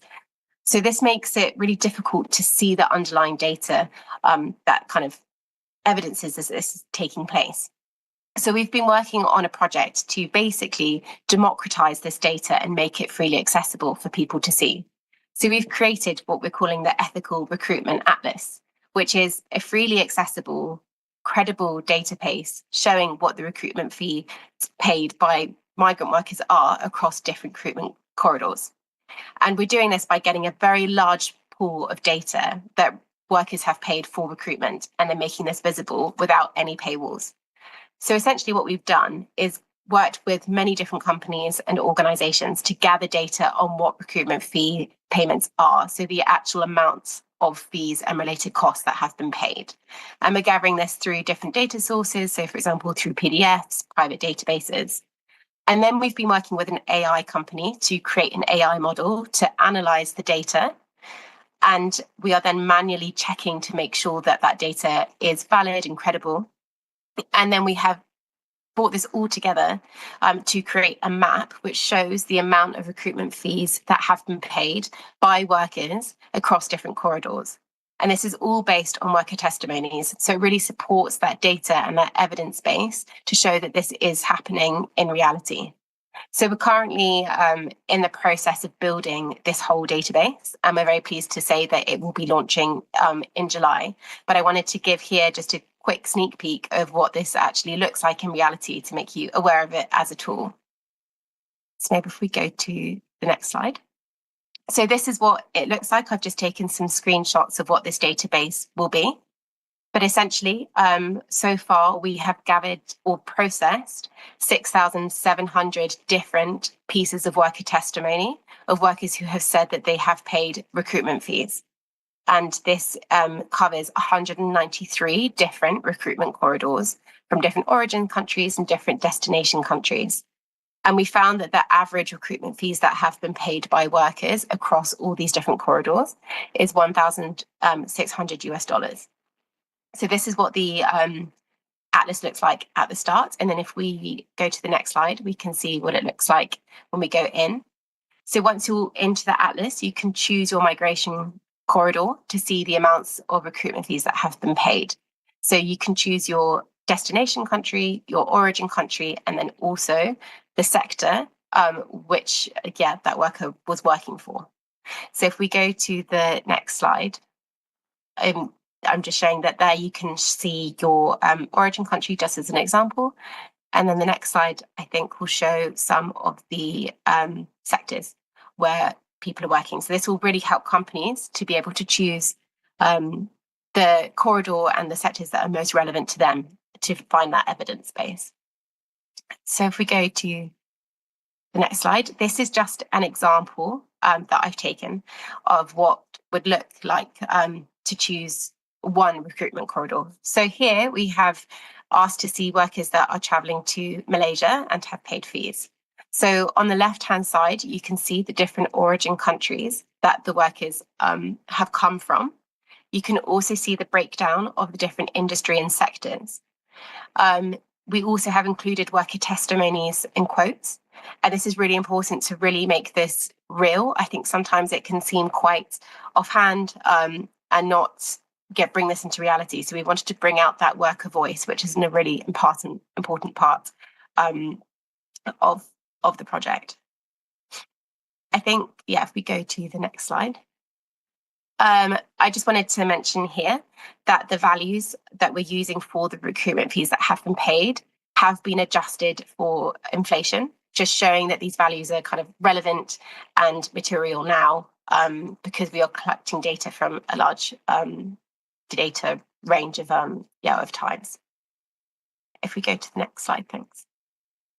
So quickly, who can use this resource? We think it will be useful for buyers to be able to kind of strengthen the business case for why they should be looking at this issue. It's important for suppliers to be able to, as Phoebe, Nolan, and others have been mentioning, the fact that this needs kind of a cross industry approach. It's not specific to one supplier, but just to be able to kind of build that collaborative nature to address this problem. We think it will be useful for government to be able to use this evidence base when it comes to policy making, and then also for auditors to be able to expect what kind of recruitment fees they should be looking for, because quite often this is hidden or not disclosed. So if we go to the next slide. I just wanted to mention briefly at the end who we've been working with.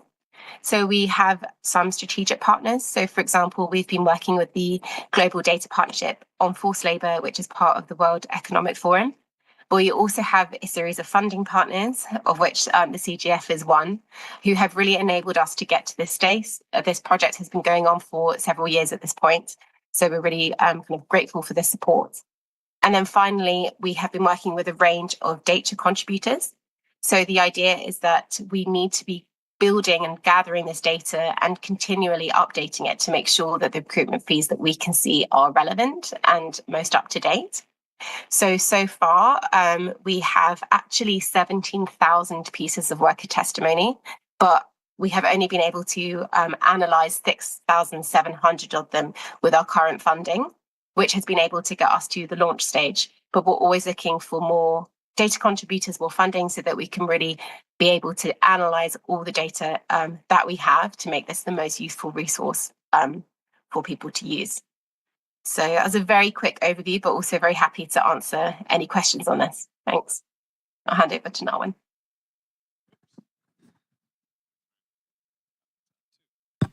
They're all dying on me.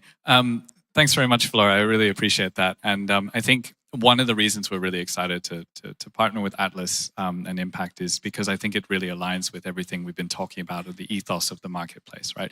Harnessing the scale of collective action, being open, being transparent, sharing all of that data that we're all individually sitting on, but individually we can't actually leverage to drive impact. And also to be able to think about how we can use this data to actually take costs out of the system, right? Because recruitment fee investigations are expensive, right? Like, as some people talked about earlier, how do you kind of support fee repayments when you don't have evidence, as most fee payments aren't evidenced? Well, this provides the evidence base. It provides the backstop, and so it helps to really, hopefully, we hope to be able to kind of unlock more progress and really open up the conversation about who's paying what for jobs in the supply chain. So I think we have about 5 minutes left. I don't know if we've received any questions online, but happy to take a few with the time that we've got left. Yes, thank you. We received a couple, and as you mentioned, though we have a couple of minutes, let's see how far we go. The first one reads, how are you incorporating learnings from the recruitment industry from the last 10 years in the marketplace? The second one actually is very specific and is directed at one of our online speakers, which reads, can Impact enlighten us and let us know with ethical recruitment experience practices when dealing directly with global manufacturing companies in Malaysia? What are your reflections with your work on this topic? Great, thank you. I might actually turn to Phoebe to talk about reflections of the recruitment industry, because I think some of the work that you actually did with labor providers also was a kind of key informative point behind why you started the marketplace. Yeah, sure. I think if I kind of go back to that 2022 case that I mentioned when I was speaking, I think the initial kind of knee-jerk reaction, at least back then, hopefully not so much anymore, when it came to uncovering recruitment-related issues, was to kind of jump very quickly to assuming fault at the agency level, or assuming bad actors at that level of the recruitment journey. Now, of course, there are challenges there, but certainly something that we've learned, at least through our work with actually partnering both with our suppliers, but also having quite frank discussions with recruitment agencies through some of those pilot projects that I mentioned, is that the agencies themselves face a lot of challenges. And it's incredibly challenging to differentiate and succeed as a truly ethical recruiter, be it recruitment agency or any other kind of intermediary in this space. And that's really one of the main challenges that we're looking to tackle here through the marketplace, in trying to prove, but also really drive the fact that ethical recruitment can be a profitable business endeavor, both for ourselves, for our suppliers, but also for agencies involved. It's not an easy journey, but it's definitely one of the things that we're really, really looking to drive forward through this project. So certainly we've been listening to recruitment agencies. Those conversations are one of the driving forces as to how the marketplace actually came into being in the first place. And we'll continue to have those conversations as we continue with the marketplace, for sure. Thanks, Phoebe. And then Flora, maybe quickly in 30 seconds, if you wanted to address the comment directed at impact. Yeah, sure. So, I mean, very quickly, the main things that we see in Malaysia, I think, is probably things that we've already been covering already. I think one key thing to mention here is just the complexity of the supply chain and the use of sub-agents. Not having that holistic view does create additional risk, not only in Malaysia, but I think generally that's one of the kind of key issues that we find with responsible recruitment. It's really working with all the different actors in that supply chain. Thanks very much, Flora. So then I think it just remains for me to thank all of our panelists for joining us today, as well as a very big thank you to the IHRB for inviting us to share a little bit about the marketplace with you all today. And I think now it might be coffee break time, which is great for everyone. So thank you. Exactly. Thank you so much. And as now we already mentioned, we're going on a coffee break. So let's wake up after that beautiful lunch. And I'll see you back tomorrow at 4 for our next session hosted by Amazon and IOM. Let's go for coffee.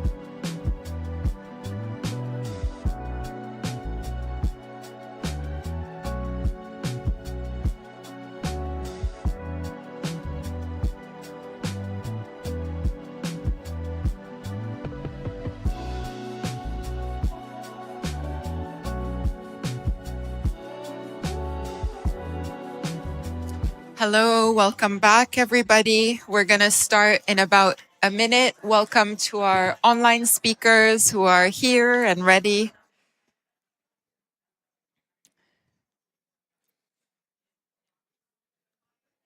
So you can come back in with your coffees and snacks and continue eating here.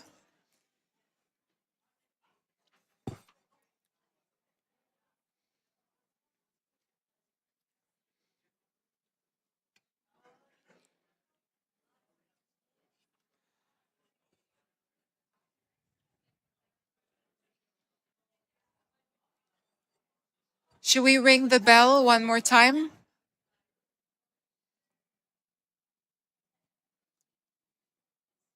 Hi, Leanne. Welcome.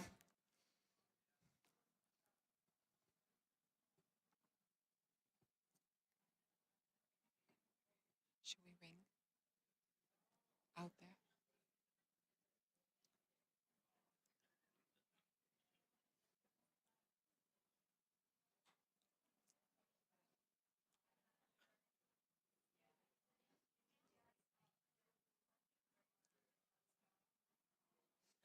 Rakesh, can you tell people to come in?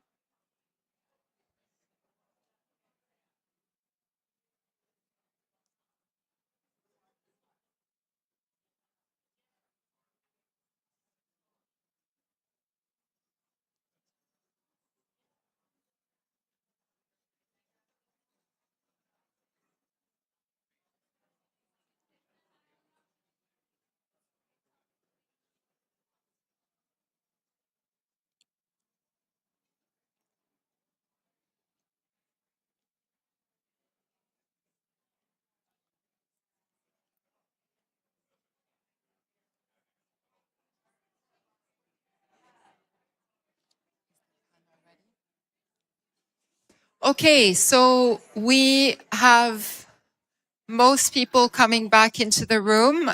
We want to keep to time. Welcome back, and thank you for being here to our online audience as well. Just a very quick reminder that, so this is our last session of the day before our closing remarks, and then we have a reception that's hosted by Amazon and IOM here. So please do stay with us for our in-person attendees. And I'll invite the following panel, the next panel, to come up, who will talk about data-driven solutions for responsible recruitment. So a lot of data discussions today, and we're very pleased to have them here. Thank you for being here. Yeah, go ahead. And just a reminder about the questions that they're taken via the dedicated platform or the live stream on IHRB's LinkedIn profile and our YouTube channel as well. Thank you. Thank you very much, Sarah. Good afternoon, everyone, or good morning, good evening. For those who are joining online, my name is Ace de la Cruz. I'm from IOM. Thank you for joining us today in Kuala Lumpur and online. I have the easiest task today of just questioning speakers about what they're working on, but also a difficult one because it's the last session for today. So I hope that you bear with us in the next 45 minutes. But before I start questioning, let me also start with a simple reflection. Over the last decade, and we've also heard this in the room, that we've seen significant progress in our efforts to advance responsible recruitment, human rights due diligence, and addressing forced labor. We've seen, I think everyone in this room could attest that we've all invested our energies and resources into addressing these topics over the past years. However, one important question remains: are we moving in the right direction? Next year, we also expect a new global estimate on modern slavery and for forced labor. And many of us are probably going to be asking, are our collective actions translating into meaningful improvements for migrant workers? I don't know, but based on the previous estimates, we've seen that the numbers have gone up instead of going down. So this is what we're trying to also unpack today here in really understanding the centrality of migrant workers lived experiences. And at the same time, many of our discussions today, but also in the ecosystem, have really just centered on recruitment fees or recruitment-related risks.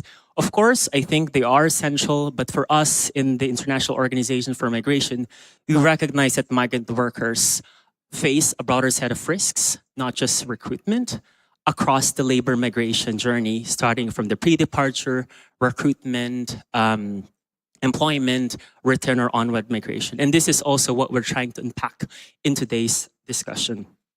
And I think the challenge is also like not often the absence of data. I think we've also heard from our speakers that a lot of companies, organizations, research institutions are already investing into collecting quality data. I think the real issue is that data is fragmented, is often also disconnected from the worker realities, and also not really leveraged to inform decision-making processes of companies, of governments, and other stakeholders that we're working in. And we've also heard this morning that there is also the Global Data Partnership Against Forced Labor. So we also definitely are working with them closely to ensure complementarity of existing efforts. So without further ado, I would like to also introduce some of our speakers for today's session. We have Reiko Harima from the Mekong Migrant Network. Thank you for joining us. We also have Dr. Ellen Said Zvik from IOM.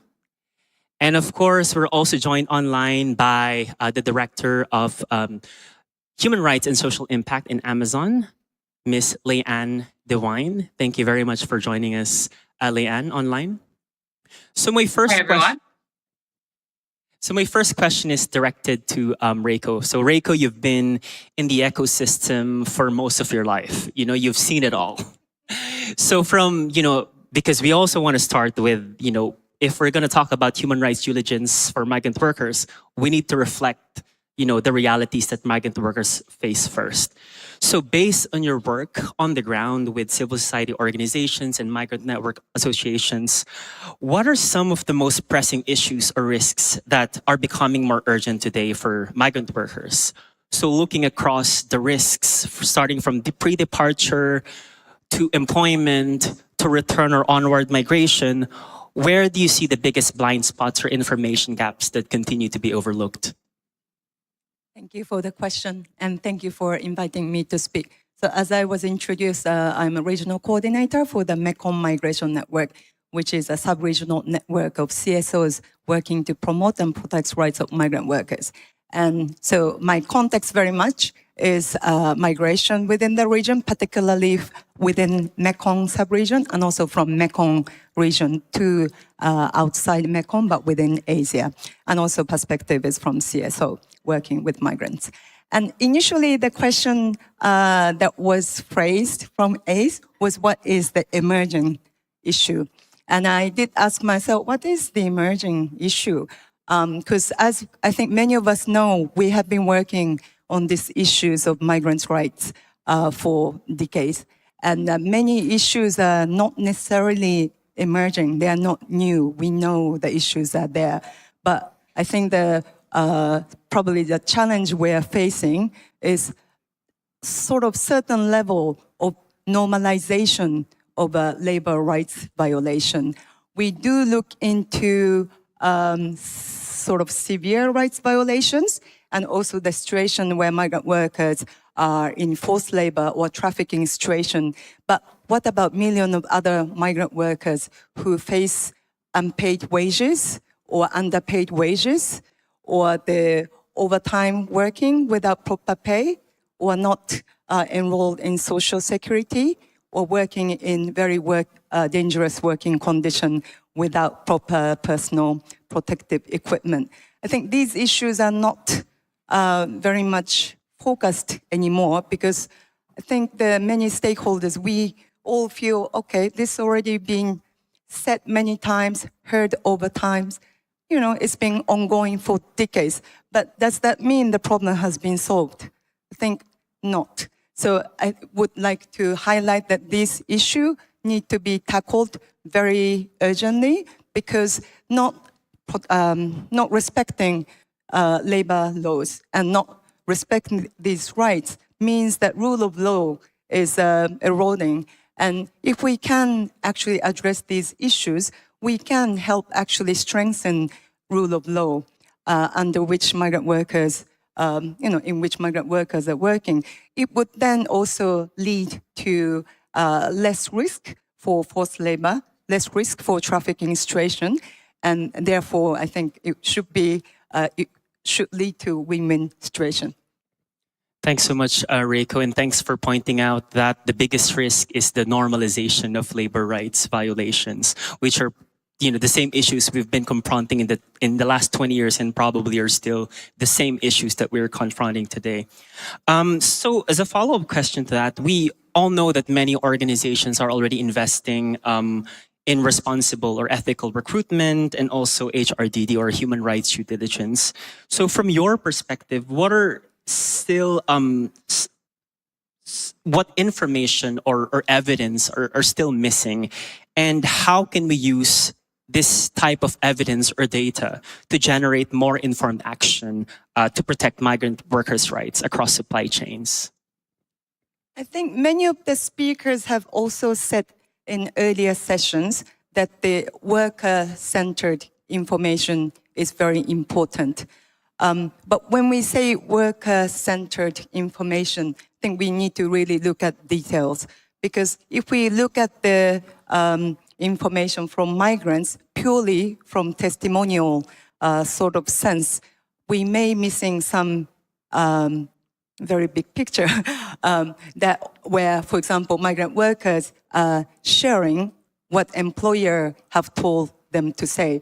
Often case, migrant workers are instructed by employers what to say, what not to say. If you don't follow that, they would lose their jobs. And of course, for them, the risk of losing a job is much more urgent issue than contributing, in a way, information to sort of broader discussion or discourse sort of forum. So for them, they would follow. They have no other option, but would have to follow what the employer have told them to do. And I think what's making the sort of access to accurate information more difficult also is that the migrant workers are not allowed or encouraged to form organization of their own or trade unions.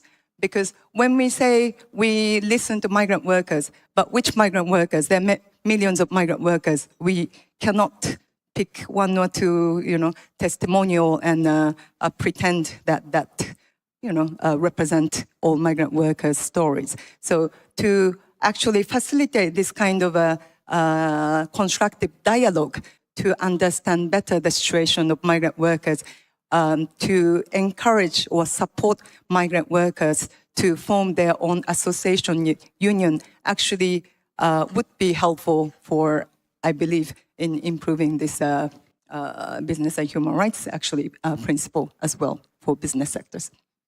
Thanks very much, Reiko. So I heard the keywords representation, inclusion, not just in data collection efforts, but also in decision-making processes, in designing plans and efforts directly geared towards protecting migrant workers' rights. So now I'd like to turn to Leanne. Leanne, I see that you're still connected. You've been, yes. Can you hear me and see me? Yes, loud and clear. Excellent. Yes, so you've been in this ecosystem as well for a long time. You've been a staunch advocate of responsible recruitment and human rights due diligence within Amazon, but also within the broader business and human rights ecosystem. And I want to ask some of the business challenges that you constantly confront as a big brand. So I want to ask, what are some of the biggest challenges that companies like Amazon face today when trying to identify and address recruitment-related risks, but also other broader risks that migrant workers face across complex and multi-tiered supply chains? So I think it would also be great if you could just tell us where the biggest information gaps are and blind spots that make human rights due diligence difficult in practice. Absolutely. And I'm so happy to be here today. I wish I could be with everyone in person, but thanks for letting me join remotely. And, I think this is a really important question. And I'm going to say something a little provocative, which is that I have been involved in this space for a very long time. And I think that the responsible recruitment movement has been operating on a theory of change that essentially, if enough influential buyers and brands adopt ethical standards, if we communicate them clearly to suppliers and we audit for compliance, that the market norms will shift and workers will be better protected. But I think the biggest challenge for brands right now in this space is that the data says this theory has failed us. We haven't failed for lack of standards or lack of effort. And in fact, as many of the brands in this room, I can't see you, but I have a feeling I know many of you who are sitting in the audience. We've been working on these issues for decades now. What we have seen is that, we can improve due diligence. We can improve the practices of our direct suppliers. We can absolutely do that. But the improvements have not rippled outward. And so what that means is that we're constantly playing whack-a-mole. We're constantly dealing with the same issues over and over again. Even if we improve them in one supplier, the next supplier has the same issues. And I think that's because the workers in the broader labor market, the ones employed by the non-compliant brands, the local manufacturers, the subcontractors that are sort of operating outside of any brand's audit perimeter, they aren't changing practices. As you just mentioned, the ILO estimates show that forced labor prevalence continues to rise, and the anecdotal evidence supports that we see every day. We do feel like we're playing whack-a-mole, solving only one issue to have three more pop up. And I think that's because the suppliers exist in a labor market populated by hundreds of other actors who don't share the same standards. And those actors are setting the floor. And when fewer of 10% of suppliers globally pay the full cost of ethical recruitment, and this is from a 2023 report by Verite, those 10% are not able to change the market. And so my point is that we've treated what is actually a market structure problem as a compliance problem. And instead, we need to focus on a science-backed model that is data-driven on how we actually solve these issues at scale. And as an anecdote, in medicine, we don't treat diseases by asking hospitals to voluntarily adopt best practices and then audit whether they did. We run trials. We measure outcomes against controls. We identify what actually changes the mortality rate. We build evidence bases, and then we fund the interventions that work and defund the ones that don't. And I think we need a similar approach in the responsible recruitment space. And what this comes down to is data, is cross-sectoral, cross-country data that's being shared and that is driving informed decision-making. And in fact, I think what the responsible recruitment field needs to organize around is not, has this company adopted the employer pays principle, but instead questions like, in labor corridors where the employer pays principle has been adopted by a critical mass of suppliers or employers, what happens to recruitment fee rates? What happens to worker indebtedness? And what happens to forced labor indicators over a series of years? And so I'm really excited about what potential lies in accessing metadata about this space and how that can change our interventions and drive interventions that are science-based and data-backed. And so to get there, I think we need coordinated data infrastructure across sectors. And that starts with recruitment-free data, but it also includes labor migration flows, wage outcomes, forced labor indicators. And as you mentioned, the data currently exists in silos. It's some with governments, some with NGOs, some in proprietary audit systems. And so until we can see a labor corridor as a whole system with all of these data points, it's really hard for us to identify interventions that change the system as a whole. And the second thing is, we really need a standard of evidence that we need a higher standard of evidence. And so when we're assessing suppliers or companies, it's not necessary whether, I don't think it's as important whether a supplier or company has a no fee policy, but we need to have an evidence that shows us that given this intervention, specific fee rates dropped 40% after X intervention or Y intervention. That's the kind of evidence that needs to drive our actions moving forward. And the final thing is that we really need governments at the table. It's not a supporting role.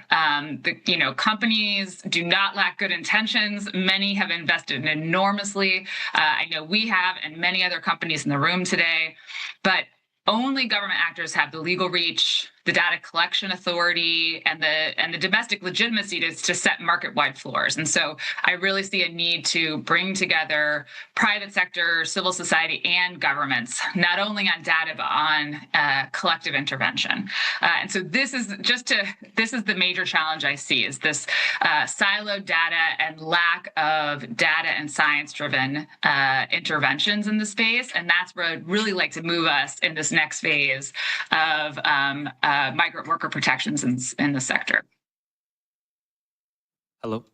Thank you very much, Leanne. I think that's very well put. So we need evidence-based and science-backed model, but also I think you pointed out on the need for having a more coordinated data infrastructure that looks at, the different types of data from a systems perspective and how we pull these data coming from different sources, from the government, civil society, workers, etc. Now, I think my next question, you've already touched some of them. So I guess, you're already covered in some respect, but I still want to ask you the question on some of the approaches that have been most valuable for Amazon in terms of leveraging or using worker-centered data, but also engagement and collaboration with external partners like IOM, because we've been working on several projects for so many years.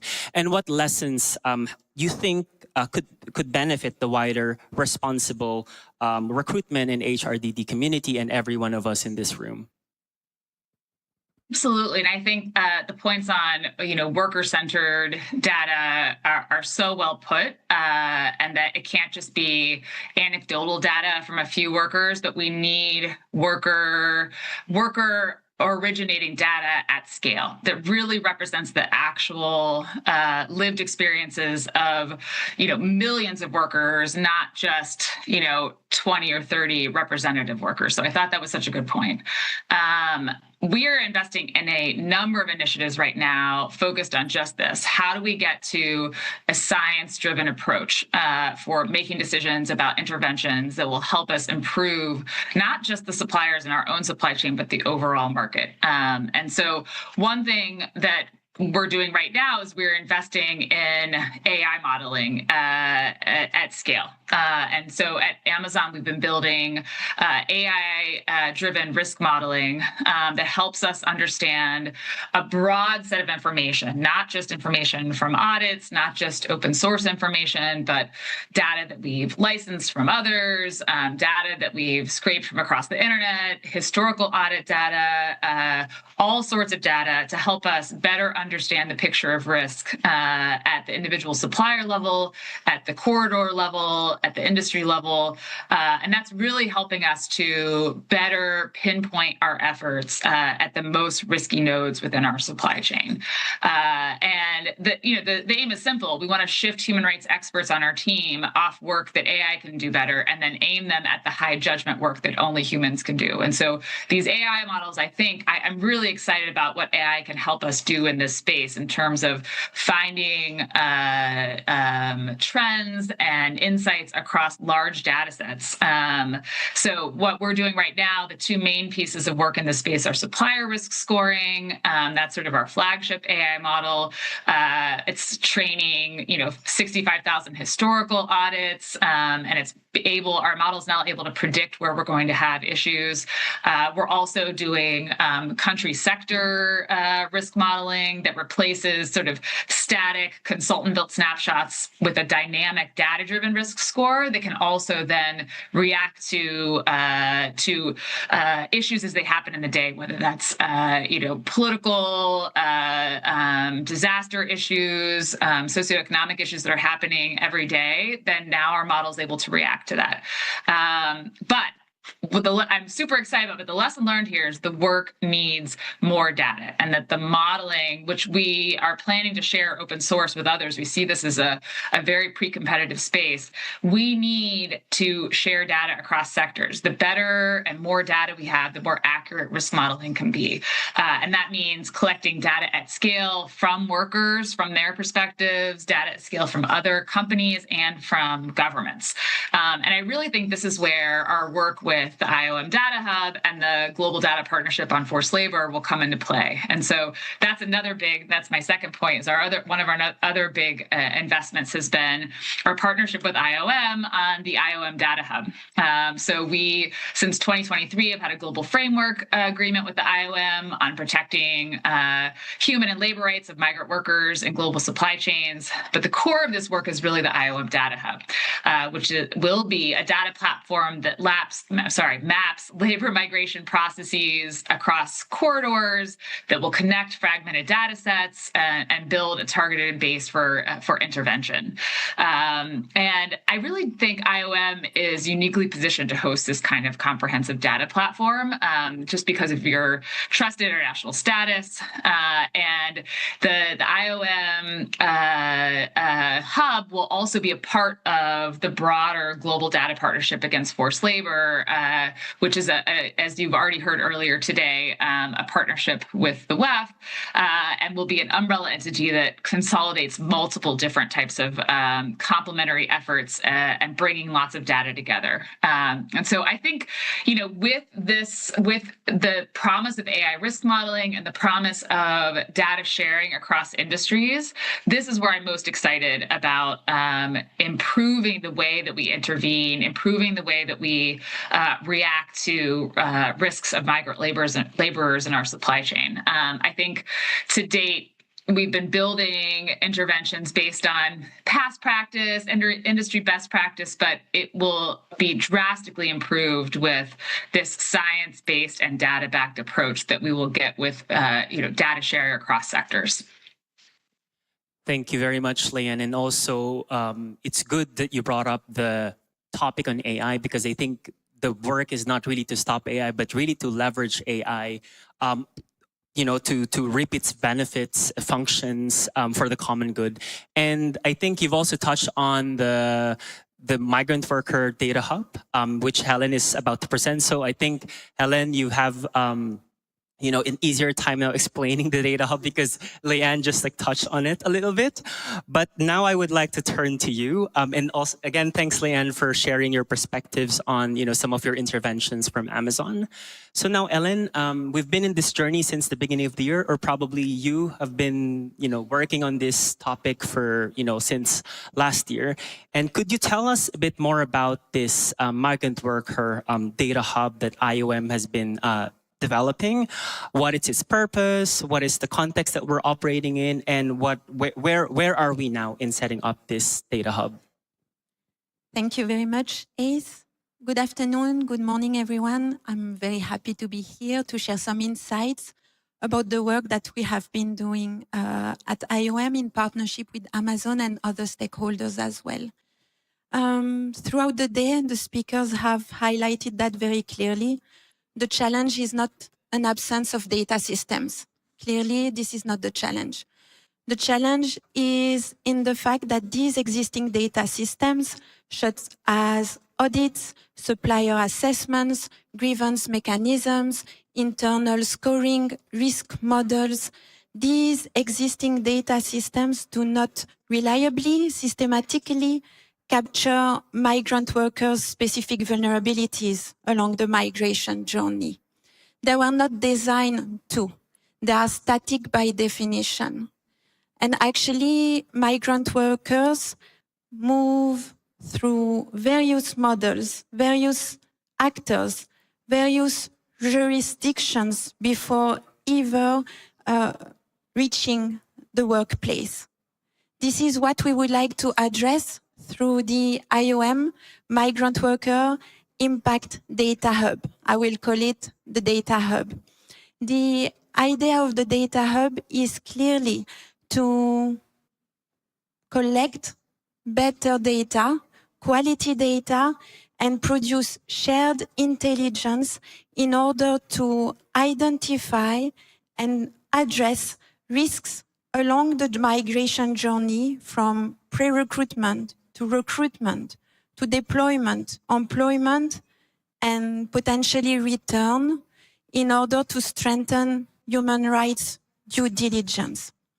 So the hub is designed as a standardized, open source, sector agnostic digital solution. We would like to rely on a methodology that we are currently developing that places migrant workers' experiences at the center. The idea is not to produce another compliance mechanism. And I very much appreciated the fact that during your presentation, you talked about a coordinating data infrastructure. And actually, this is the intention behind the data hub, to collect this better data and produce shared intelligence. This is a pre-competitive platform where brands and other stakeholders will contribute and benefit from shared insights. The idea behind this establishment of the data hub is also to co-create. I think one of the key features of our approach is co-creation. And throughout the last 2-3 months, we've been conducting a series of consultations with various stakeholders. It could be brands, it could be audit companies, and we asked them a series of questions about their data needs. 3 main gaps came up consistently. We talk about gaps, they can become opportunities. The first gap is the following. Current approaches are still compliance driven. Even if there is an evolving risk that we can observe, if this risk is not part of the protocol, it will remain invisible. The hub will try to address this first gap. The second gap that has been identified through the different consultations that we have is data needs to be more forward-looking and actionable. So through the hub, we would like to generate early warning intelligence. We would like to flag, for instance, a new bilateral labor migration agreement. We would like to flag a surge in the number of recruitment agencies registered in a specific corridor. We would like to flag a change in recruitment practices. Again, we talk about intelligence. Finally, the last gap that was identified through the consultations and that we would like to address through the data hub is migrant worker voice is irreplaceable and consistently underused. We would like to develop the methodology based on combining a series of data collection tools, scoring models, and also specific indicators to voice migrants, not at the workplace only, but in communities, so that specific systemic risks, evolving risks, such as climate change that we described a bit in the previous session, could be identified and addressed. As the last part of your question was about where we are as of now, if I may talk about it. So the hub is currently in its design and pre-pilot phase. We work closely with Amazon. Amazon is serving as a co-creator, providing us with seed funding as well as technical engagement. Indeed, the intention is to scale up. We would like to have the proof of concept here in Thailand or there in Thailand and scale up rapidly. The roadmap is a 3-year roadmap, shows clearly our intentions in terms of going beyond a corridor, a sector, or a country. Thanks so much, Helen, for comprehensively describing the purpose of the Data Hub and also where we are in the journey. And I want to emphasize that we're still in the design phase, and we're definitely interested to work with a lot of you here in this room for consultations or discussions related to use cases. But I'll talk about that later on. Maybe Helen, if you've spoken a lot about data, but data could mean differently to different people. So could you just expand on what kind of like data we're intending to leverage or collect within the framework of the Data Hub? And if you could also explain like what kinds of insights or practical outputs this Data Hub and its accompanying methodology is intended to generate, and how these can support better decision making for different stakeholders. It's a mouthful. Thank you, Ace. I think that data is a keyword. We use it extensively without defining it. And actually, data is only raw information, right? I really liked one of the previous discussions highlighting the fact that data alone doesn't drive changes, doesn't change outcomes. We need to analyze, process this raw information, the data being collected. And this is our responsibility at IOM, but also among all of us, to analyze the data that we collect. And what does it become? It becomes information, because we can make sense of the data collected. We would like, through the hub, to go a step further, not generating information, but generating intelligence, meaning that we incorporate into this information that we've been collecting our expertise, our experience, and we try to generate insights that are actionable, that can guide the decision-making process. And this is key. This is really what we are keen on through the Data Hub. So if I may quickly describe the IOM data landscape, we try to have usually an overall comprehensive picture. And we usually describe the data ecosystem through a 3-layer component. The first component is about the risk environment. We collect data to understand what's the landscape. We try to map specific vulnerabilities at a corridor level, at a sector level, and we also try to understand the regulatory framework. First layer. The second layer is about harm experienced by migrant workers. Again, the idea here is to have this migrant-centered approach, voicing them.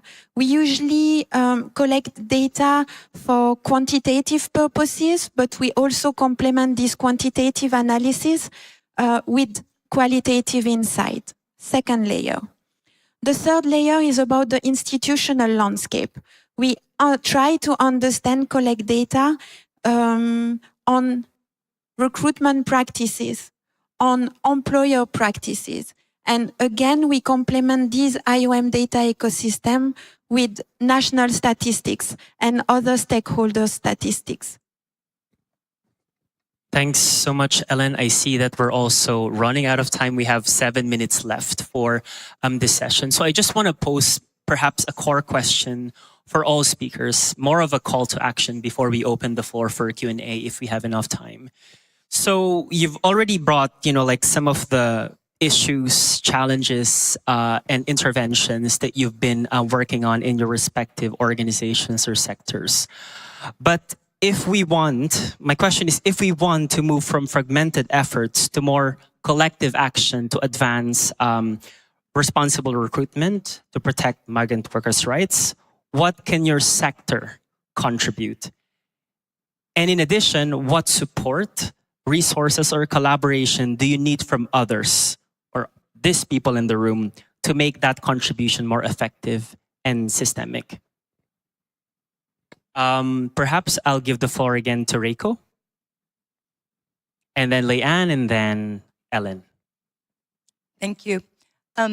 So in terms of us CSOs collaborating, we're very happy to collaborate when we know this data will contribute in strengthening of labor rights protection and above all, enforcement of existing labor laws. Of course, it's good to develop new guidelines and everything, but we also have in this region good labor protection mechanism, labor laws, but they are not necessarily followed through. So I'm hoping that this data hub will help convince the government to strengthen the enforcement, and to do so, we're very happy to jointly advocate for that direction. I think the co-speaker from Amazon earlier mentioned that we do need the government commitment to improve the sectors, and did not mention in earlier sharing that many migrant workers are in very much invisible sort of work sectors because they work in subcontracted sectors, which probably would not come up in the database for brands. But to reach out to the situation of these migrant workers at the bottom of supply chain, I think the overall improvement of the labor standard is needed. And to do that, the data hub will be helpful, and we are happy to work together for that. Thank you very much, Reiko. And Leanne, the floor is yours. Hi, Leanne. Are you still there? Okay, while we're waiting for Leanne, maybe I'll turn to Ellen for now. Thank you, Ace. So from IOM perspective, our contribution can be threefold. First of all, we bring the full migration system perspective. We cover the entire migration journey from recruitment to transit, to employment, to return. I believe that we are able to identify where risks emerge and how different parts of the system do interact. Our second contribution is related to our convening power. I think that we can convene partners and expect alignment when it comes to standards, when it comes to systems as well. Finally, IOM's contribution could be on the generation and translation of evidence into policy and practice. Earlier today, we heard a lot about the work that IOM has been doing, providing governments with capacity building, capacity development. I think that this is one of our strengths as well, to liaise with the government, to support them when driving change. When it comes to what we would need, I would have 2 points if time allows. The first point is indeed more better data and sharing this data through collaborative platforms. The second is potentially a stronger engagement and leadership from governments when it comes to building bilateral or regular pathways and building relationships between origin and destination countries. Thank you very much, Ellen. And last but not least, Leanne, I see you're moving. So just to recap, if you haven't heard the question, so what could your sector contribute to this global movement, and what do you expect others from other sectors contribute in terms of resources and collaboration to make the impacts more systemic for migrant workers? Absolutely. I think we, as I mentioned earlier, we are very excited to share our own data, but also I think particularly those of us in the tech sector are excited to share our tech expertise in building models, building approaches that can help us derive more actionable insights from data. I think it was a good point before that data, lots of data for data's sake is worthless. You need to have data that actually drives decision making. And so we need to work backward from the decisions and the choices that brands, that civil society, that governments need to take, and how we improve that decision making space. And so I think we are really excited to share the AI models we're building, to share our approaches to developing impact metrics, which I think is so critical here, and to share everything we're building internally with peers and with other sectors. What we need, I think, is what I also mentioned before, is we really need government engagement. We need governments at the table, not only sharing their own data, but using the data shared from different sectors to more aggressively enforce their own labor laws or adapt new approaches to enforcing their labor laws. I see this as absolutely requiring a multi-sectoral approach. Thank you very much, Leanne. And I think that sums up the session for today. Unfortunately, we don't really have time for Q&A from the floor, but I hope that you're able to generate a lot of insights from the session. I also want to thank our speakers for being very open in today's session. Let's give them a round of applause, please. And we would like to thank also Amazon for their generosity in funding the first phase of the project. And we would also love to invite you for a reception that will take place after this event, which my colleague Carmen will be talking about. So thank you very much and good afternoon.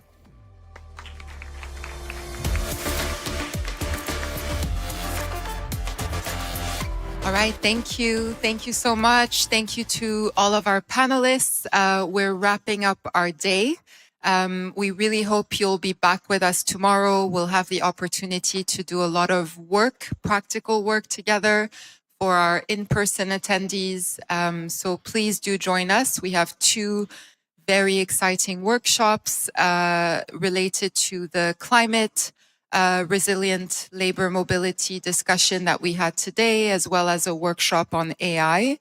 And I'd like to welcome our colleague, Carmen Pedraza. A lot of you might already know her. She's been very instrumental to the forum for many years. So we're very, very glad to have her with us. She's done a lot of work to make this happen behind the scenes, but we're also really looking forward to hearing her closing reflections. So a warm welcome for Carmen. Thank you.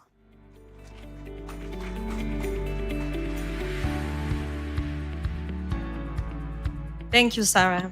So back on the stage, not with questions right now, and only to steal the 5 last minutes of your time. As my manager mentioned, Sarah, my name is Carmen Pedraza. Some of you know me, some of you don't. I've been in IHRB for 4 years and 11 months. I was just having a quick look on my LinkedIn because it's been almost 5 years.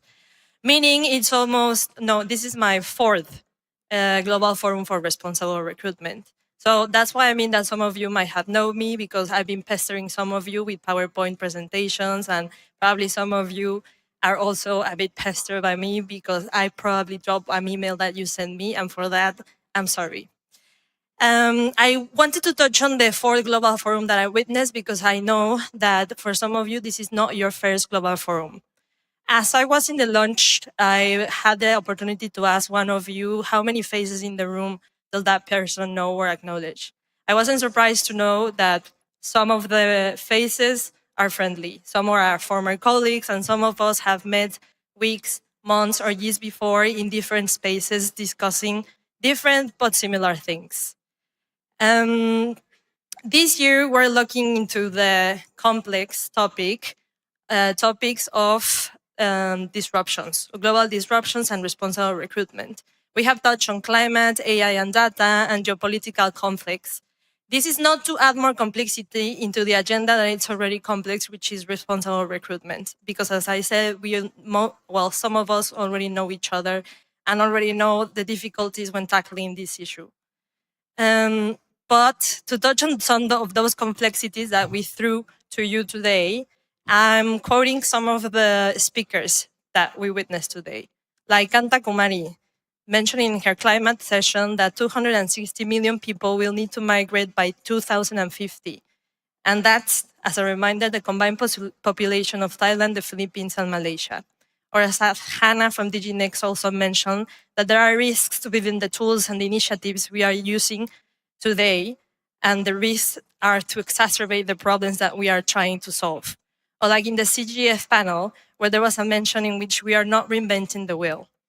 But Kanta Kamori also said that within those 260 million people that will probably migrate because of climate impact, there is a chance to reduce to 70 to 80% that number with the right adaptation and labor policies. Hannah from DigiNext also mentioned that those initiatives that we're working on might exacerbate the risks. They can do so if we don't harness them for the right way.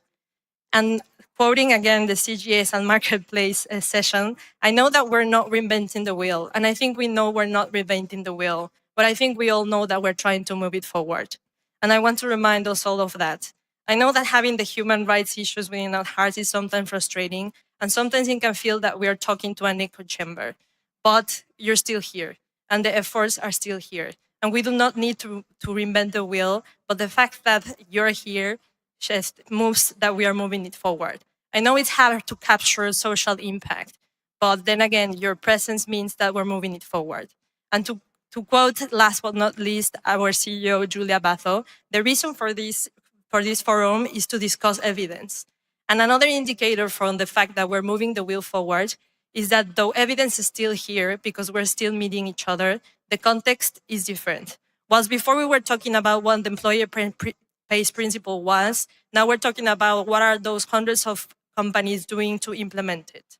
And though before we were talking about what kind of principles can draw or can fall into a migrant's journey, now we're talking about how to match the different principles that we are trying to apply or to evolve. So I want you to recognize those efforts and want you to recognize how, though the evidence is still here, the context is different. And it is our responsibility to keep touching on those evidences, because though the evidence is still there, it's our responsibility to keep approaching it. And you know that. That's why you're here, as long as it exists. So one day I can keep working in a forum, but it's no longer the forum for responsible recruitment. And it's another forum on another human rights issue that we will have to tackle together. To touch a little bit on what Sarah, my manager, also mentioned, tomorrow we are changing things a little bit, and we're having a workshop, 2 specific workshops on some of the complexities that we touched today.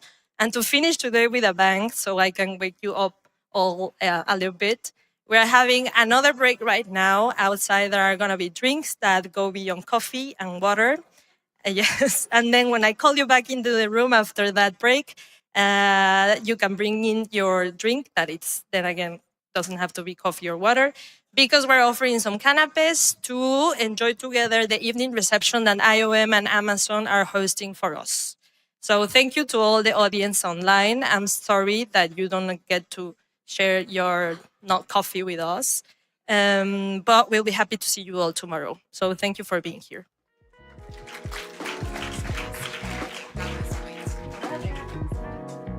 And last thing, and then we can move ahead. I also wanted to give a big thank you to the technical teams inside Pact, Juan and her team for today, as well as all the staff that's been cleaning the room, serving us coffee and food. We're very grateful that the day has gone so flawlessly thanks to your support. So thank you.